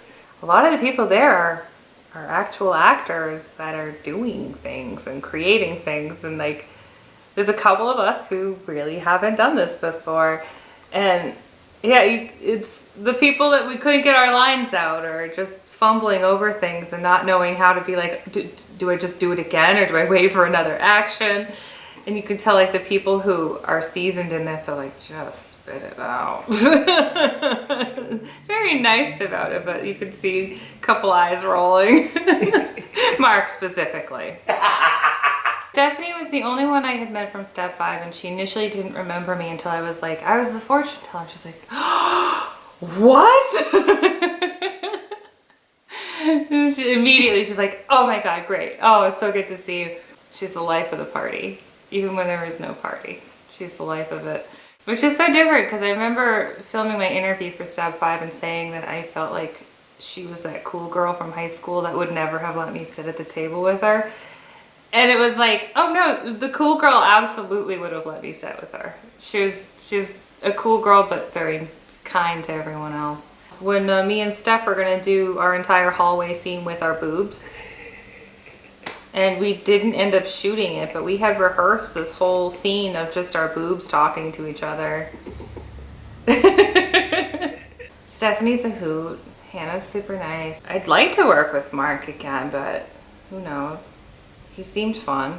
I only got to work with him one day, but he definitely made us laugh a lot. Nikki, yeah, I only got to meet her once, and I never even got to talk to her one-on-one. Oh, and Adam is such a sweetheart. I met him, and it was like, I instantly loved him like a long-lost brother. Like, he's just so sweet. I'd love to work with Adam again. Even if it wasn't for filming, like, call me. We can be friends. Especially the big party scene with everyone, which was also super fun to film. But it is really challenging to have that many actors in a room, and we couldn't have the AC on, so it was really, really hot. And then if people drop a line, everybody laughs. So filming just takes longer and longer and longer and longer as people mess up and get more tired and can't remember stuff. Hannah's actually wearing the wrong outfit. This is how tired she was at this point. Her character ends up being in the same outfit for a couple of days because for the party scene she was supposed to change, and there was some miscommunication. Neither one of us noticed that she was in her outfit for the finale that she wears for the whole next day of the movie. So she ends up wearing that outfit, but she actually changes into PJs. If you notice in the scene where she's sleeping, when Mark checks on her, you can see her just for a brief second and she's in a different outfit because she changed into PJs. So now it looks like her character wore this outfit, tossed it aside, put on PJs, went to bed, woke up and put on the same exact outfit again. I mean, it happens in real life. It could happen. She's stressed out. We had a really, really good time at the hotel. Mess ups aside and the length of filming aside, it was such a great time. And like I said, the cast really bonded and they were so genuine and awesome with each other, and they really were there to have fun and be supportive of each other. When someone did drop a line, everyone tried to help. There were a few times that everyone tried to help a little too hard. But again, it was only because they cared and they really wanted this to be the best that it could be. So thank you all for that weekend of filming. And in this party scene, we're all like in the room, I'm drunk, we're waiting on more people. I like had a bump too, and I'm trying to like hide it because I'm like trying to like lay there and look like I'm wasted and whatnot. And this is like the first film that I actually couldn't be drinking to get the real authentic effect. So I was, trying, but I think it was better. I think it helped me a lot in that instance. I was really fake drinking, okay? So, but that was fun. I'm like, and then I did notice like, a couple things like where I'm like, cause I've never fake drank before. So I noticed like a couple things after the fact. I'm like, okay, moving forward, I could do that better. And, you know, it was a lot of fun, like, because we all had to have like a reaction to like Josh. I'm pretty sure this is in that moment where we were like on the phone with him and he wasn't there and everything else, so we're all like reacting to him. And was that like when the killer came? I'm pretty sure it was. And then all of a sudden we're like, ah! Like, so it worked out pretty cool. It's been a lot of fun shooting the film. I've had a blast filming with Josh, and everybody I've met through the project has been absolutely phenomenal, and I can't wait to work with him again on future projects. There's a lot of fun had that night, a whole bunch of different personalities, and when you get a lot of people in the same room like that, you're not really sure if everyone's going to get along, and we all just meshed incredibly well, and it was one of the most positive filming experiences I've had, and I thoroughly enjoyed it. It reminds me why I do things like this, and it's to have fun. If you're not having fun, you're doing something wrong. And we had fun every time we shot. The hotel scene was really hard because there was so many of us in the room, and like just, you know, just like having basic purses and wallets and cell phones and drinks, and like just making sure everything is put away. I think I lost all of my belongings at one time because everything got shoved into a drawer, and I was like, where's my stuff? My least favorite night was the hotel night. I was so tired. And everybody else seemed to be having quite a great time. I was like, you better know your lines, you better focus, like I want to get out of here, let's go, roll with it. And I remember one time I goofed up because like we were all like looking at the scene we were all looking at a camera, like a cell phone. We were supposed to be looking at somebody, and we finally nailed it after doing it like 4 or 5 times. But instead of looking at the cell phone, I realized I had been staring at Josh and looking at the camera. So I was like, oh no, and I didn't even want to tell him. I didn't want to tell the whole group. I was like, I have to, because like, I mean, it's so obvious that I'm not looking anywhere where they are. I'm looking right next to them. I wanted to die. It was so embarrassing. My first like day of filming with other people was the motel scene, and that was a lot of fun. I really enjoyed that night. There was a lot of hiccups with like lines and positioning and angles, but you know, it was all a learning experience. It was really awesome, and everybody was just so much fun to work with. I remember the hotel scene being tough because we were trying to get certain people, Stephanie, to memorize their lines. I thought everybody was going to kill me because I could not get the line. Oh my god, what was it? If you need anything, just call me. See how easy that was? No, we did it 7 times. And then, once I nailed it, I was like, yes, but then somebody else messed up, and I was like, damn it, I have to nail it again. Fortunately, I did. 10 more times after that. Some issues with people remembering their lines and some dialogue. I'm pretty strict about remembering my lines and knowing my dialogue and what everybody else's dialogue is, because that's just the way my brain works. But yeah, so there's a little bit of that, but that's business. That's the business. It's gonna happen. The cast on this was really fun. In the hotel, like we got to, I don't know, outtakes are always fun. Me and my brother did an extra little scene after we were done with one of them where we're just like super over the top with it, and that was pretty funny. I think that's in the bloopers. Yeah, there was definitely more. There was still some line issues in this film that stopped production for quite a bit. Like we had to do about 50 takes of one scene where somebody's coming out of a bathroom. That just seemed like it went on for hours. I think it might have, but let's be positive about this movie. Like I said, it was a very pleasant experience. The hotel scene, I remember, because we couldn't have the AC on during the shoot when the cameras were rolling, because the sound was just, couldn't do it. That room got blazing hot. I was thanking the quality of my foundation, because it would have just melted off my face It was so hot in that room. And I mean, it was so hot in that room, and we still had like 6 more pages to go. And I just remember thinking like, oh God. It was that moment where I'm like, this is the first time like I haven't wanted to be like one of those Marvel actors, because I was just thinking like, those suits have to be so hot and uncomfortable. And if I'm uncomfortable in my normal clothing, The second I put on the costume, I instantly felt like the dude from Scream, but I was like, no, this isn't quite Scream. This is more of like Scary Movie 2 vibe, like the comedy one. So I was like, hang on a second. I had the hook, and like I remember like in that movie, like when he's like calling the dude on the phone, he's like, what's up? And, like we were all on our phones too, me and Mark just going like, what's up? And then I was like, wait, I need to do the rap thing where he's like, he has a hook, he's like, I'm hacking, I'm slashing, spill your guts on the floor, all this, and I was like swinging around the costume and everything. I'm like, I had him film it. And now that the movie's released, I will be posting that parody on TikTok because it's hilarious and it needs to be out there. Gus slicing and dicing, spill your guts on the floor, smoke them up, bro. I really like the costume. Whoever did that, I forget who made them, but that's like, they did really good with it. It wasn't really that uncomfortable. The suit was really hot, and like I refused to take it off and put it back on. I just wanted to get like, you know.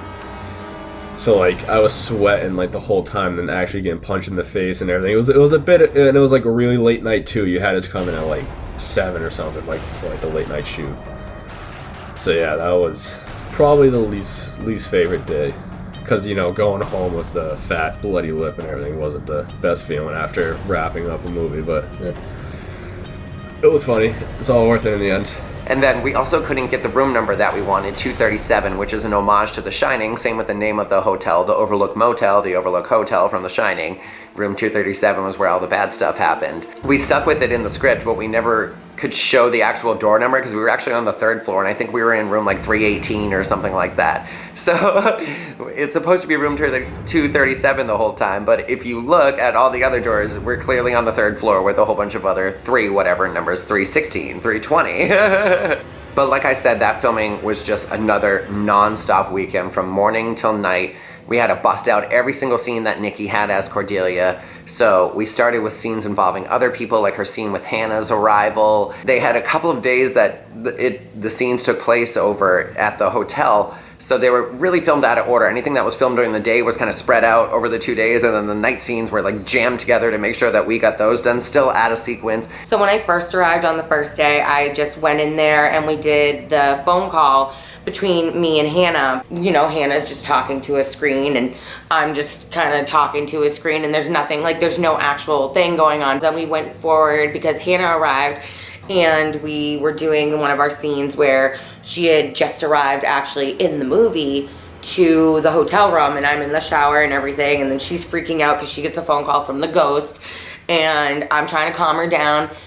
But it was funny because here we are acting, and we're best friends that have known each other for like 20 something years. This is our only 2nd film working together, and she's just like grabbing at me a lot. Like she was just like trying to hold my hands, and I was like, okay, we don't do this in real life. I don't know what to do with this.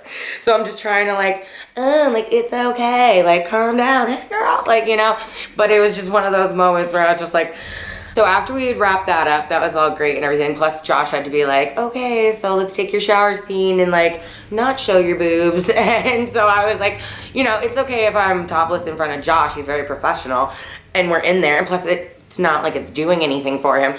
But I'm like, you know, like whatever. And he's getting like his shot and I'm like, hey, I know, like whatever.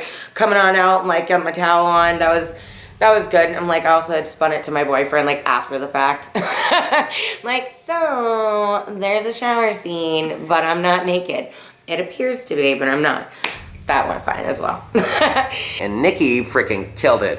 I'm always amazed with Nikki, and I think she's such a great actress. And this part, like I said, was written for her, so she kind of was able to fall right into it. But it was just great to see her come alive again because we haven't filmed in so long. And next to Rachel, she's our longest running stab girl. She's been in more movies and short films than everybody else. So I love, love, love working with Nikki. And Nikki is actually pregnant. So we had to be very careful while filming. If you notice during her death scene, she just kind of gets hooked in the same spot over and over and over again because we didn't want to hit the tiny baby growing inside of her. but she's a trooper, and she was another one too that didn't really have a lot of time to learn her lines, because if you don't know, in real life she has 2 other kids already and she's super busy. So she is just such a pro though, and she walked in and knew what she had to do and got right to business, and it felt like old times again, so that was really nice. And she's actually really close with Hannah, the lead girl in real life as well, which is how Hannah got involved with us in the short film True Love. That's where you may recognize Hannah from, but that was because Nikki included her. So it was really kind of fun to have their dynamic back on camera and have them playing best friends too. And then the rest of the hotel was just nuts to film, because there was so much to film. That attack scene, and then Mark's chase scene in the hall. And there were so many scenes that filmed in the hallway that were supposed to be outside of what was a 1-story motel, but now they took place in this hallway because we didn't really want to be outside of a Super 8 too frequently.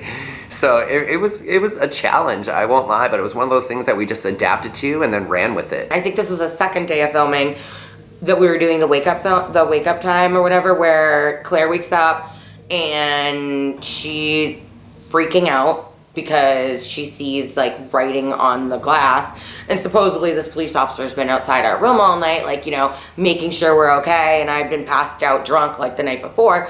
So I wake up and I'm like, oh my God, what's wrong? And she's like, poof, like down, and I'm like, wake up, Claire, no. And so like, next thing you know, Mark comes in, she's all panicking, you know, cause like he's the guy, but she was struggling with those lines. It was a painful experience for all of us. I know she felt it. I'm like, you know you felt it, girl.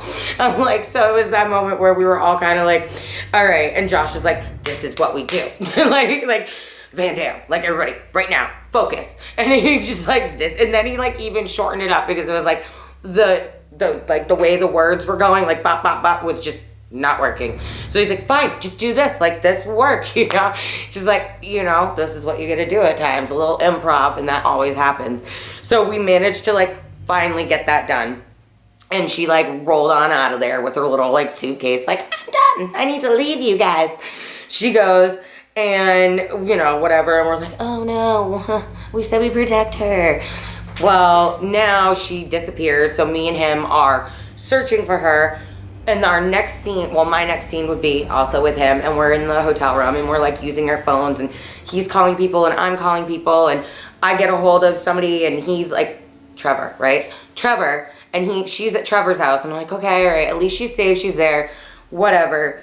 And that was fun because I was like, yeah, I got it, like I got these lines down, and like Mark would just keep on like, like he would kind of like, just like, I was like, no, like why is it, whether, I don't know, it's just something that happens. And so, but we ended up like, that was a quicker, easier thing than the bathroom thing. Right after that was like the death scene. I definitely enjoyed the end part where I was able to fight, because I was very involved in like the kicking ass part, and even involuntarily kicking ass, because like I headbutted him and punched him in the face for real, and I felt really bad about it, but like it made it even that much more better. And like just being that person that doesn't go down like a little damsel in distress, being able to, you know, like go out with a little bit of a bang. So it was very technical. Like there was a lot of different angles that we had to get. We had to repeat lines quite a few different times just to make sure, like, and especially with like the whole like fight scene, and being able to like make sure that punch looks like it's really like landing, and that it's natural, and it has that flow, and that like the head moves, and you know, everything else. But as well as on top of those challenges of trying to make sure everything looked right, I am also pregnant and was pregnant while filming. So we had to be really careful about not like kicking me or hitting me in the stomach, and I couldn't really go as hard as I wanted to. So when he was like getting me in the chest, it was like one spot. I'm like, and we could have done different spots, you know, but I think he was just really like, I don't want to do anything to hurt this girl. Like, so it was just one of those moments where I was like, okay. I forgot that she was pregnant, and yeah, the one hook is like, get her in the stomach and like lift her up, and I was like, uh-oh. But you know what, it's all right. She got to hit me in the face, so I got to, you know, grab her with the fake hook. It's, you know, it's fair. So then when he was on the bed in the corner and we're trying to like do the fight scene and everything, he got the perfect shot from the side when I punched his little brother in the face. Oh, well, hey, at least you got him that. And I was like, oh my God, it was just like the unveiling afterwards, you know, like, oh, do you have a fat lip? Are you bleeding? Are you okay? Doing the whole like stunt double thing with the like the fight scene, that was really fun. That's my second time doing it. Me and Mark filmed a movie called Lake House Whisper, and I was the stunt double for that killer too, so it was kind of like the same feeling. But what wasn't the same feeling was when during the fight choreography, I actually got punched in the face. That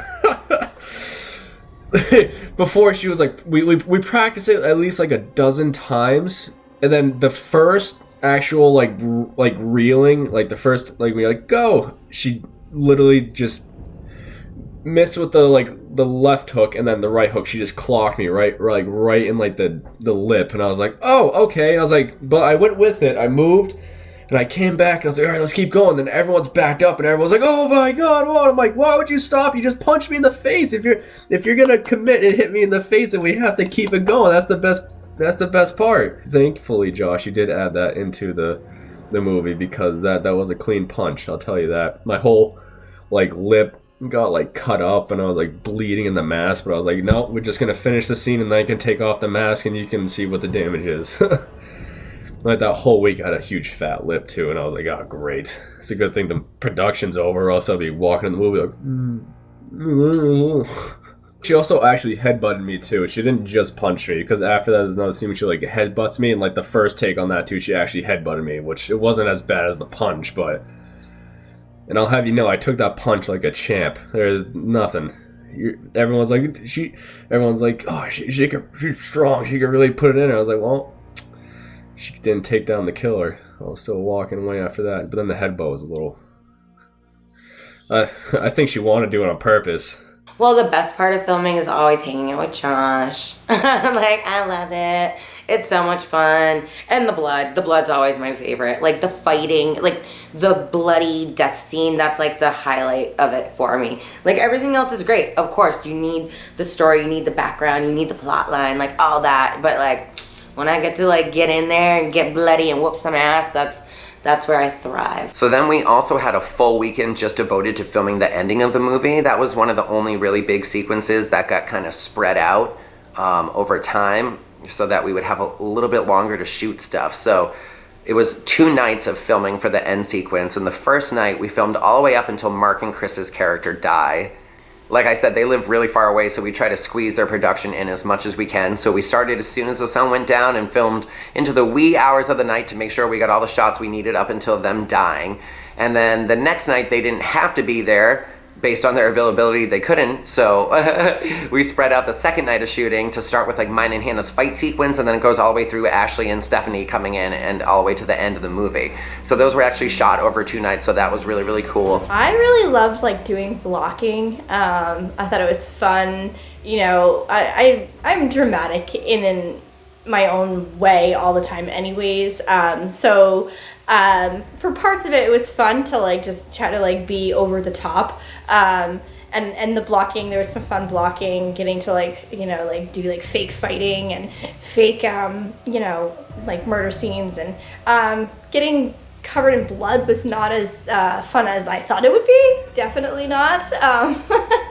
It was really itchy. I really wanted to like scratch it off of me, and I knew like I had to keep doing scenes like over and over again. I couldn't like make it look like I'd been clawing at my face, so I was like between takes just being like don't touch it, don't touch it. It was like having the chicken pox or something. And that whole sequence was just nuts to film. We had so much fun doing it. The end is always kind of the most fun scene to film because it's always over the top and dramatic. Yes, a little wordy, but there's big fights, there's screaming, there's everybody dies or everybody doesn't, you know what I mean? You've seen the movie, I'm not spoiling anything for you, but that is always so much fun to film, so I think we all had a really good time over those 2 nights. Yes, we struggled with lines still, but we still had a great time, and getting to do the action is always fun, and I think it was actually funny to pit my character against Hannah's character, because we're probably the 2 skinniest people in the movie, so it's kind of like watching a chick fight go down at the end of the movie. Like, it may be a little unbelievable that I'm one of the killers because I'm so scrawny, but Hannah was so scrawny too, so honestly in real life I'm not sure who would win in a fight. We gave each other a run for our money in that. The end scene also involves some really nice moments. Mark added in kind of his own lines, in an apology to his brother's character before he gets shot in the head by his brother. And Chris was always fun to work with. Things got awkward. Chris agreed originally, before the script was even done, he knew that him and I were gonna have to kiss at the end of the movie. And we agreed to just one take of it, and it wouldn't be anything. We wouldn't rehearse. There would be, we would just go for the stage kiss and move on. And we even decided that I would go up and he would go down, and I was to the left and he was to the right, who the top, who the bottom was.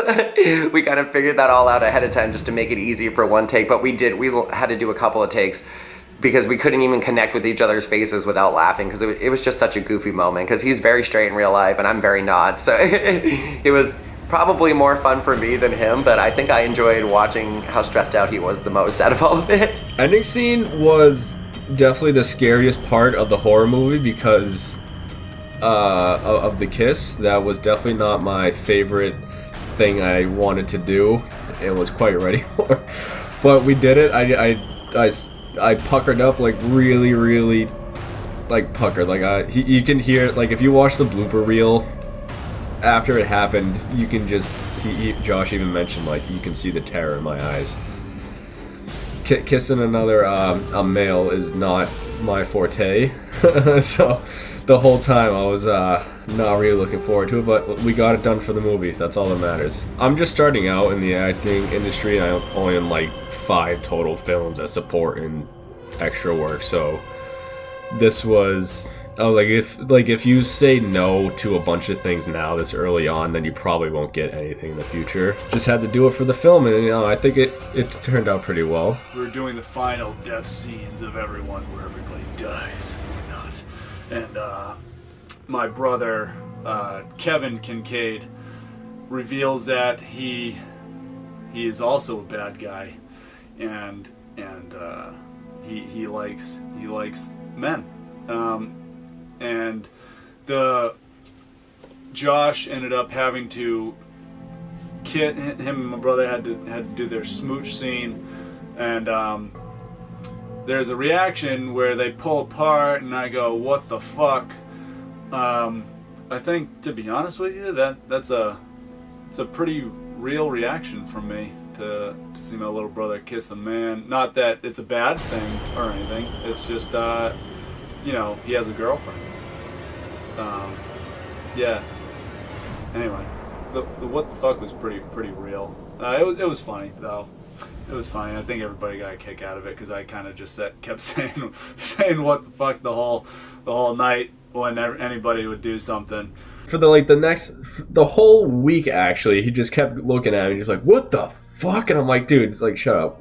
Let's not bring it up. It's over with. It's done. But Chris really deserves a special thank you for that, because I have struggled with so many actors that are straight men that refuse to play gay. And my view on that is, you're an actor, play the role you're given. Why anyone in this day and age would have an issue with playing a gay guy, I don't know. And Chris was so awesome and gung-ho about it that I can never thank him enough. And seriously, Chris, thank you so much for everything that you brought to this movie and how willing you were to go there to make everything come out awesome. So I wanted to get a little bit more out of my little brother's character, so right before he puts a bullet between my eyes, I tried being a little bit more sincere as opposed to, I don't think I really had any lines. I think I just said I'm sorry or something like that, and then he shoots me, but I added a little bit more into that. I kind of really liked the way I acted too, because I dwelled more into like that psycho, like killer mode, like when I shot Mark and everything. Like like I said before, we have a good connection, so I really like got into like that I hate you and I'm about to shoot you but I'm sad about it kind of mood, and I felt it. It was nice. It was a good one. Oh, the fight choreography with Hannah, that was something. She was very like scared to do anything for the fight, I would say, because she had to like kick me and like hit me with the chair and everything. I was like, if you need it to feel real, you can actually hit me with the chair and like actually kick me. Like, I'll be fine. I'll make it look better in the actual film. And I think it went pretty well. It looked good, like the whole fight scene and everything. It was fun sliding down the stairs too when she shot me. I had fun with that. I was like, yeah, like fake shoot me and I'm gonna slide down. I had to do a fall. I ended up chipping a bone in my elbow. I think I did that the first take that we did of my fall, and then I proceeded to do it again and hit the exact same spot. So I guess that's probably the the worst part about filming for me.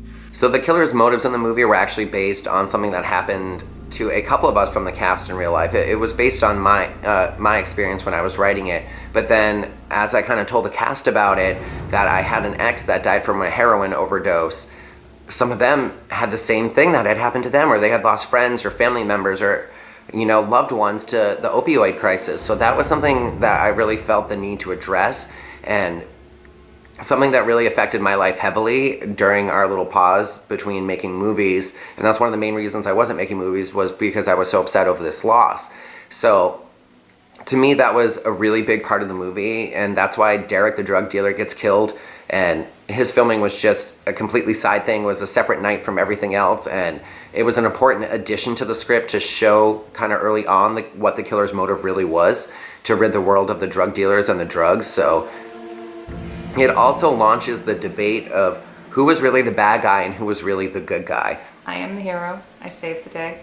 It felt wonderful that I get to come in and start screaming at the killer and saving a life.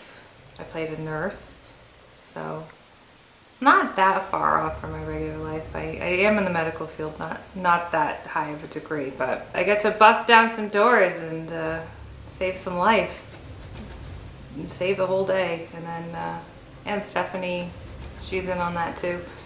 I guess the hard contrast of that was that I actually thought that the main character kind of deserved to die. The more I found out about why the killer was after her, I kind of agreed with the killer. She killed people. She's responsible for a lot of death and destruction, so I kind of get why the killer would be upset with her.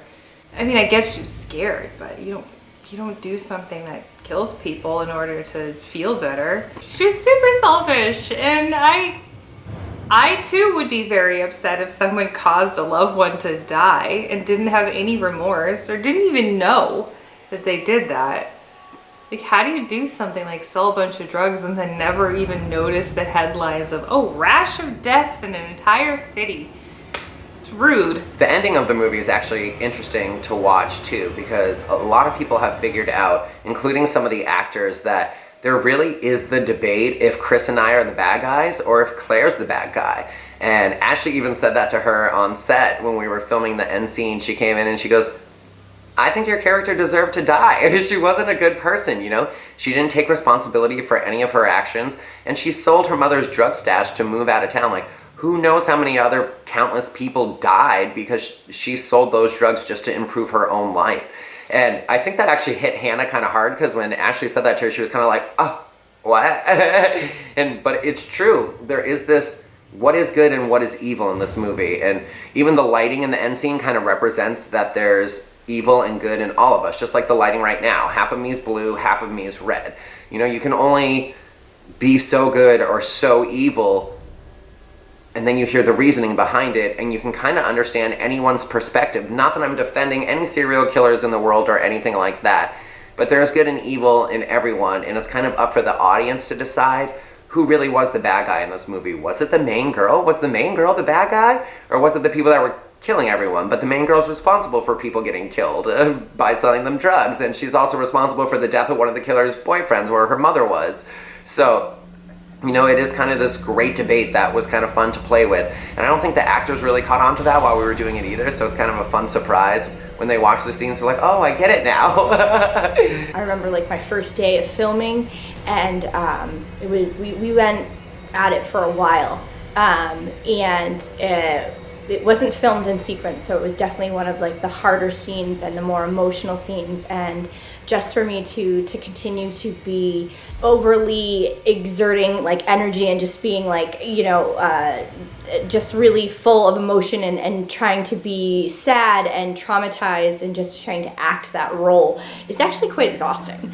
If you just constantly are just trying to be very over the top and just in panic and trying to make it feel as realistic as possible. Yeah, it takes a lot out of you, for sure. I would say that another reason why it was hard to sort of resonate with Claire is that, you know, she was overly emotional, like sort of the victim. Mind you, she was a victim. She had some pretty traumatic experiences, but like, you know, just maybe even her personality. Nobody really wanted to back her. None of her friends really supported her. They definitely allowed her to get into further horrible situations.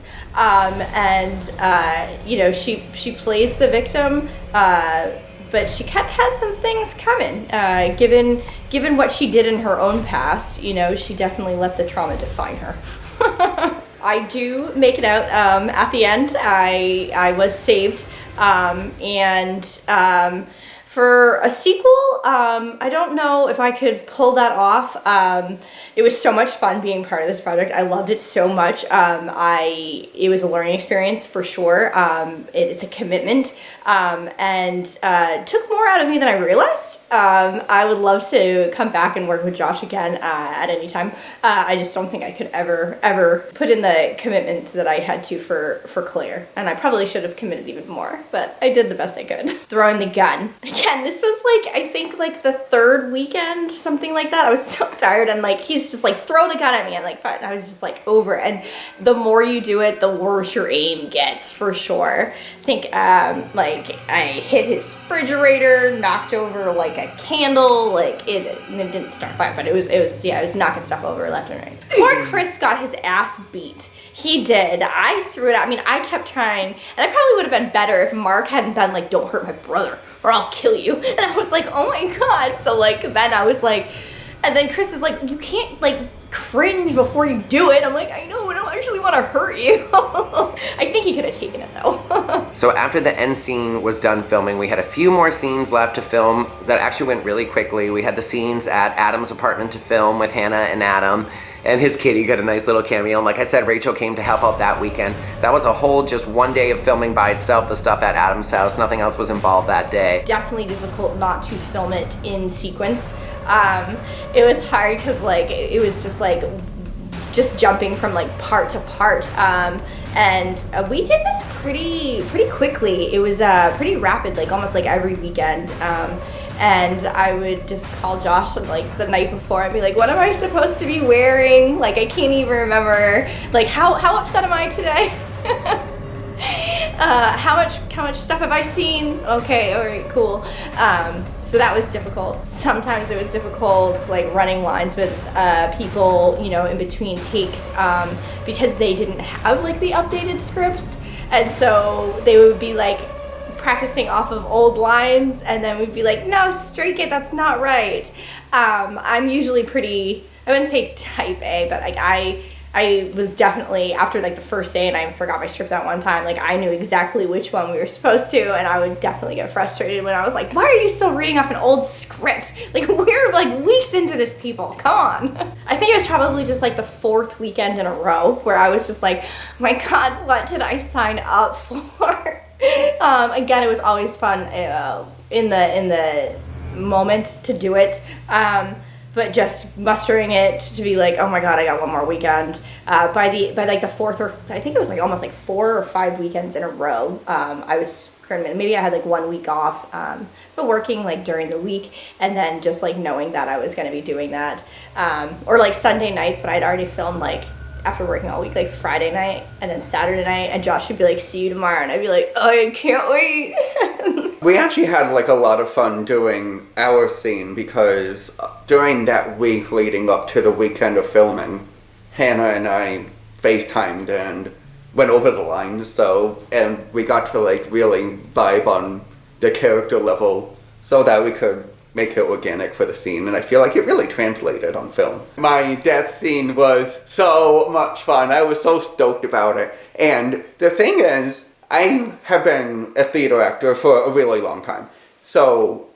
But I never played a character where I die. I've always wanted to die on stage or on film because I feel like it's so dramatic, and you can really like take advantage of it. So it was finally nice to get a role where I could die a horrible, gruesome death, just getting gutted like a fish. Yes. So it was a lot of fun, and I've never really played a horror character either, so that was a lot of fun to play too, you know, just pretending to be scared and all that. Well, I mean, the mask was there, it was scary, so, you know, the fear's there a little bit. But that was a lot of fun, and especially once all the blood started coming, yes. I was so excited. Josh was like, oh, don't worry, it comes out with Windex, and I'm like, dude, whatever, get the whole place bloody. And it was also interesting how quickly the smoke filled up. Whew. Couldn't see you for a while after that. That was unexpected when I kicked the killer back and he tumbled into the garbage bag. The garbage can. That was fun, but it looked good. It looked really good. And then when I actually get thrown down, it didn't hurt, but I like banged into the counter on the way down. I just felt it and I was like, oh, that's probably gonna look painful. But like literally nothing happened. And I also like that my cat was a ham like myself and earned himself a cameo. And then there was a scene in Livingston Park between Ethan and Ashley that we filmed, and we actually had to film it twice. And we filmed it about a month apart too, so it's actually kind of funny the way that it worked out. The lighting wasn't right the first time and the sound wasn't right, and there were millions of people around us, so we had to do reshoots. Fun fact, in New Hampshire, our leaves get really pretty in the fall, and then everyone far and wide comes to one very small location. So we had to stop a lot of times just to let people walk by, and it was like once a minute. We were like getting a line out, stopping, waiting, getting one more line out, stopping and waiting. And then some of the sound was a little off, and the lighting got kind of wonky because we were shooting at night, and then this very bright day, the camera was like, what are you people doing? So we had to reshoot about half of that scene because we also didn't have some of Ethan's lines from the first shot, and so 2 different days that were almost a month apart. Thank God the leaves hadn't finished falling off the trees by that point. We were blessed with a long fall this year. But yeah, the first day of filming was nice and warm and beautiful, and the second day that we did was freezing cold. So the way the scene ended up working out is that the very first half of it is from the reshoot, and the second half is almost all from the original shoot, which, like I said, was about a month apart. The second day was freezing, the first day was hot. So Ethan actually has his sleeves down for the reshoot stuff, but then they're rolled up in the other scenes. And then the very last thing that we actually filmed was the movie within the movie, Agent of Death 3, and it's just a little sequence from it. And I wanted to work in some of the donated masks that we received, and that I thought was the best way to do it, was in a scene. So all the villains in that scene are wearing the Stab version of the MTV Scream mask and the Goblin mask that Burkbench Designs created for us, and they came out really, really cool. And the Agent of Death scene was really fun to film because, like I said, it was the last thing we filmed, and it was so different from everything else we filmed.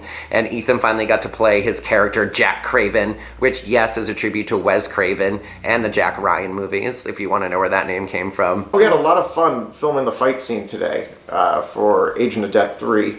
That was a blast. We just had a lot of fun. Once again, you're on set with people that you've met and you've got this relationship with now, and you're all sharing something that's very unique, and nobody can say they were part of it if they weren't there. So it's a little bit of a, hey, we were there for this kind of a thing, and finished the last shots for the movie today, the fight scene, and it was just a lot of fun doing it.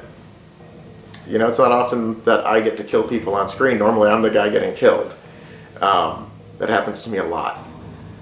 Got kind of like a Sean Bean thing going on. I'm not really sure if I like it. But I think it was a lot of fun for all of us, and I got to have my cousin involved again, who I would love to have in a bigger part sometime. I just never cast him right away as something else, except for Mud in Theta. That was written for him. But this time I was like, hey, I need an actor. He only has one line. Come do this part for me. And it came out awesome. They did such a great job. Hey, it's Corey Dudley. I played the Goblin in Agent of Death 3, the movie within the Stab movie. I was in the fight scene, you know, the end, big boss guy. Some of you guys might recognize me from the last interview I did for the Theta movie there. So, you know, that one didn't really get completed, which kind of stinks. But at least this one, I'm in one that's completed now, you know. That's cool. Where we filmed too, it was kind of not too secluded, so we had a lot of traffic coming through, a lot of people walking by, a lot of weird looks. It was kind of funny. But all in all, I think it was pretty good. Everyone nailed their part pretty good, everyone I met today. So the fight scenes that I was in, the choreography, I think actually worked out really well. Everyone did a really good job. In the beginning when we were practicing, it kind of seemed like everyone had a lot of different ideas and a lot of different ways they wanted to go. But once we kind of wrangled everyone in to say, no, this is how it's going, this is what I want done, these many punches, X, Y, Z, everyone pretty much nailed it down pretty good. So I feel like it came out pretty nice. Hopefully you guys will see my face in some more movies, maybe some bigger parts. But just throwing it out there. I'm sure I'll be around. Later. Overall, filming the Stab reboot was so exciting, and we finally got to finish a movie. That felt better than anything, I think. But it was just such a great experience with such an amazing cast and such fun locations, and everyone was so committed and gung-ho to get covered in blood, and the fans were so excited. It was really great to have that feeling back. And I don't know if I'd still rate it as my favorite Stab movie yet, because it's definitely a reboot, It's a kind of a reinvention. And Stab 6 has notably always been my favorite of our Stab movies, minus the terrible audio. But this new Stab reboot really has something special to it. And the music composed by our amazing composer, Joe Walker, is just phenomenal. And it gives it this new kind of more modern horror feel to it too, and the idea of the killers pretending to be ghosts gave it that supernatural element that some people like or don't like. So there's so many levels of this movie that were so exciting to work on. It really was an exciting script to write, and hopefully we'll be doing a sequel. And I'm not sure what this sequel is going to entail yet, but a lot of the cast is interested in coming back, and we have auditions posted already, so any of you can audition to be in it as well. But I'm kind of excited to continue and hope that we don't run into any more issues like the last string of movies. Like, maybe we'll actually make it through a full Stab 7 this time. Stab 1 through 7? Can we do it? Nobody knows. So right now, I'm in production of another Batman film. This one's called Batman Riddle Me This, and you'll actually see a lot of familiar faces in that one as you did in Stab. Myself, I'm playing Batman / Bruce Wayne. My brother, Chris Jacques, is playing Nightwing. We have Josh, King Stab movie. He's actually joining the crew as well. He's going to be the Riddler. So that's going to be pretty cool. I mean, come on. Josh is pretty much the Riddler already, right? We have Sheri Lee. She's going to be Martha Wayne. She's going to be my mother. Ethan, he's gonna be Thomas Wayne. That's 1, 2, 3, 4, 5 people from the Stab movie that you just watched, I'm assuming, and they're gonna be in that one. So stay tuned for some updates with that. Thanks everybody for watching. I hope you enjoyed the movie. Peace out, everybody. So we really appreciate all your support, and I've gotten a lot of positive feedback from the fans. Thank you so much. Definitely was one of my favorite films here, and we are excited to film more. We've got some scripts that are in progress right now, so when those will come out, that'll be awesome.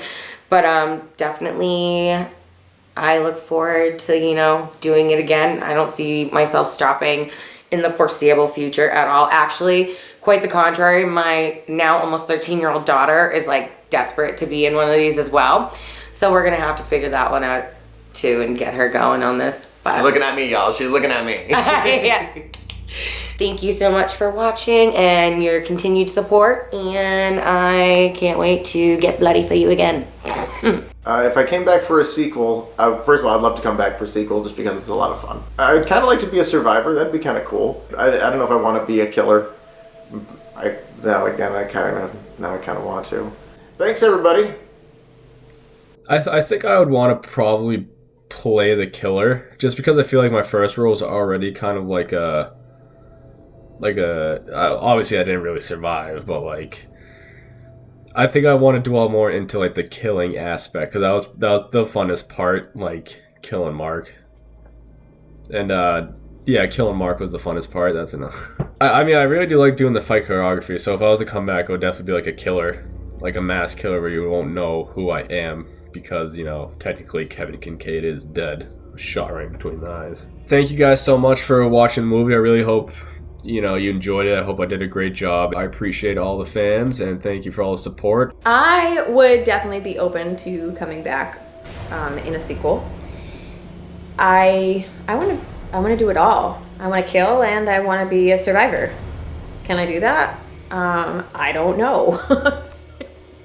But I also want to die. So maybe I can kill everyone, and including myself, but then come back. So I'm really a survivor, like the ghost. I hope you guys enjoyed the interview, and I'm sure I'll see you guys again. I am excited to see where the next one goes. I'm hopefully in it. I'm down. I'm just like looking. Am I in it? Am I in? Am I in it? What's happening? I haven't seen a script. Just nod. Why haven't I seen a script? Tell me I'm in it. You're in it. I really hope you enjoyed our newest Stab movie. It was fun to make, and we really hope that you enjoy it as much as we enjoyed making it. So I got to pick a big gay slut. It was so much fun. I loved it. I myself am gay as well. And thank you all for your support and for watching this documentary. I really hope you enjoyed this extra special behind the scenes look at how we made Stab. And stay tuned for more. I love you all, Stabbers.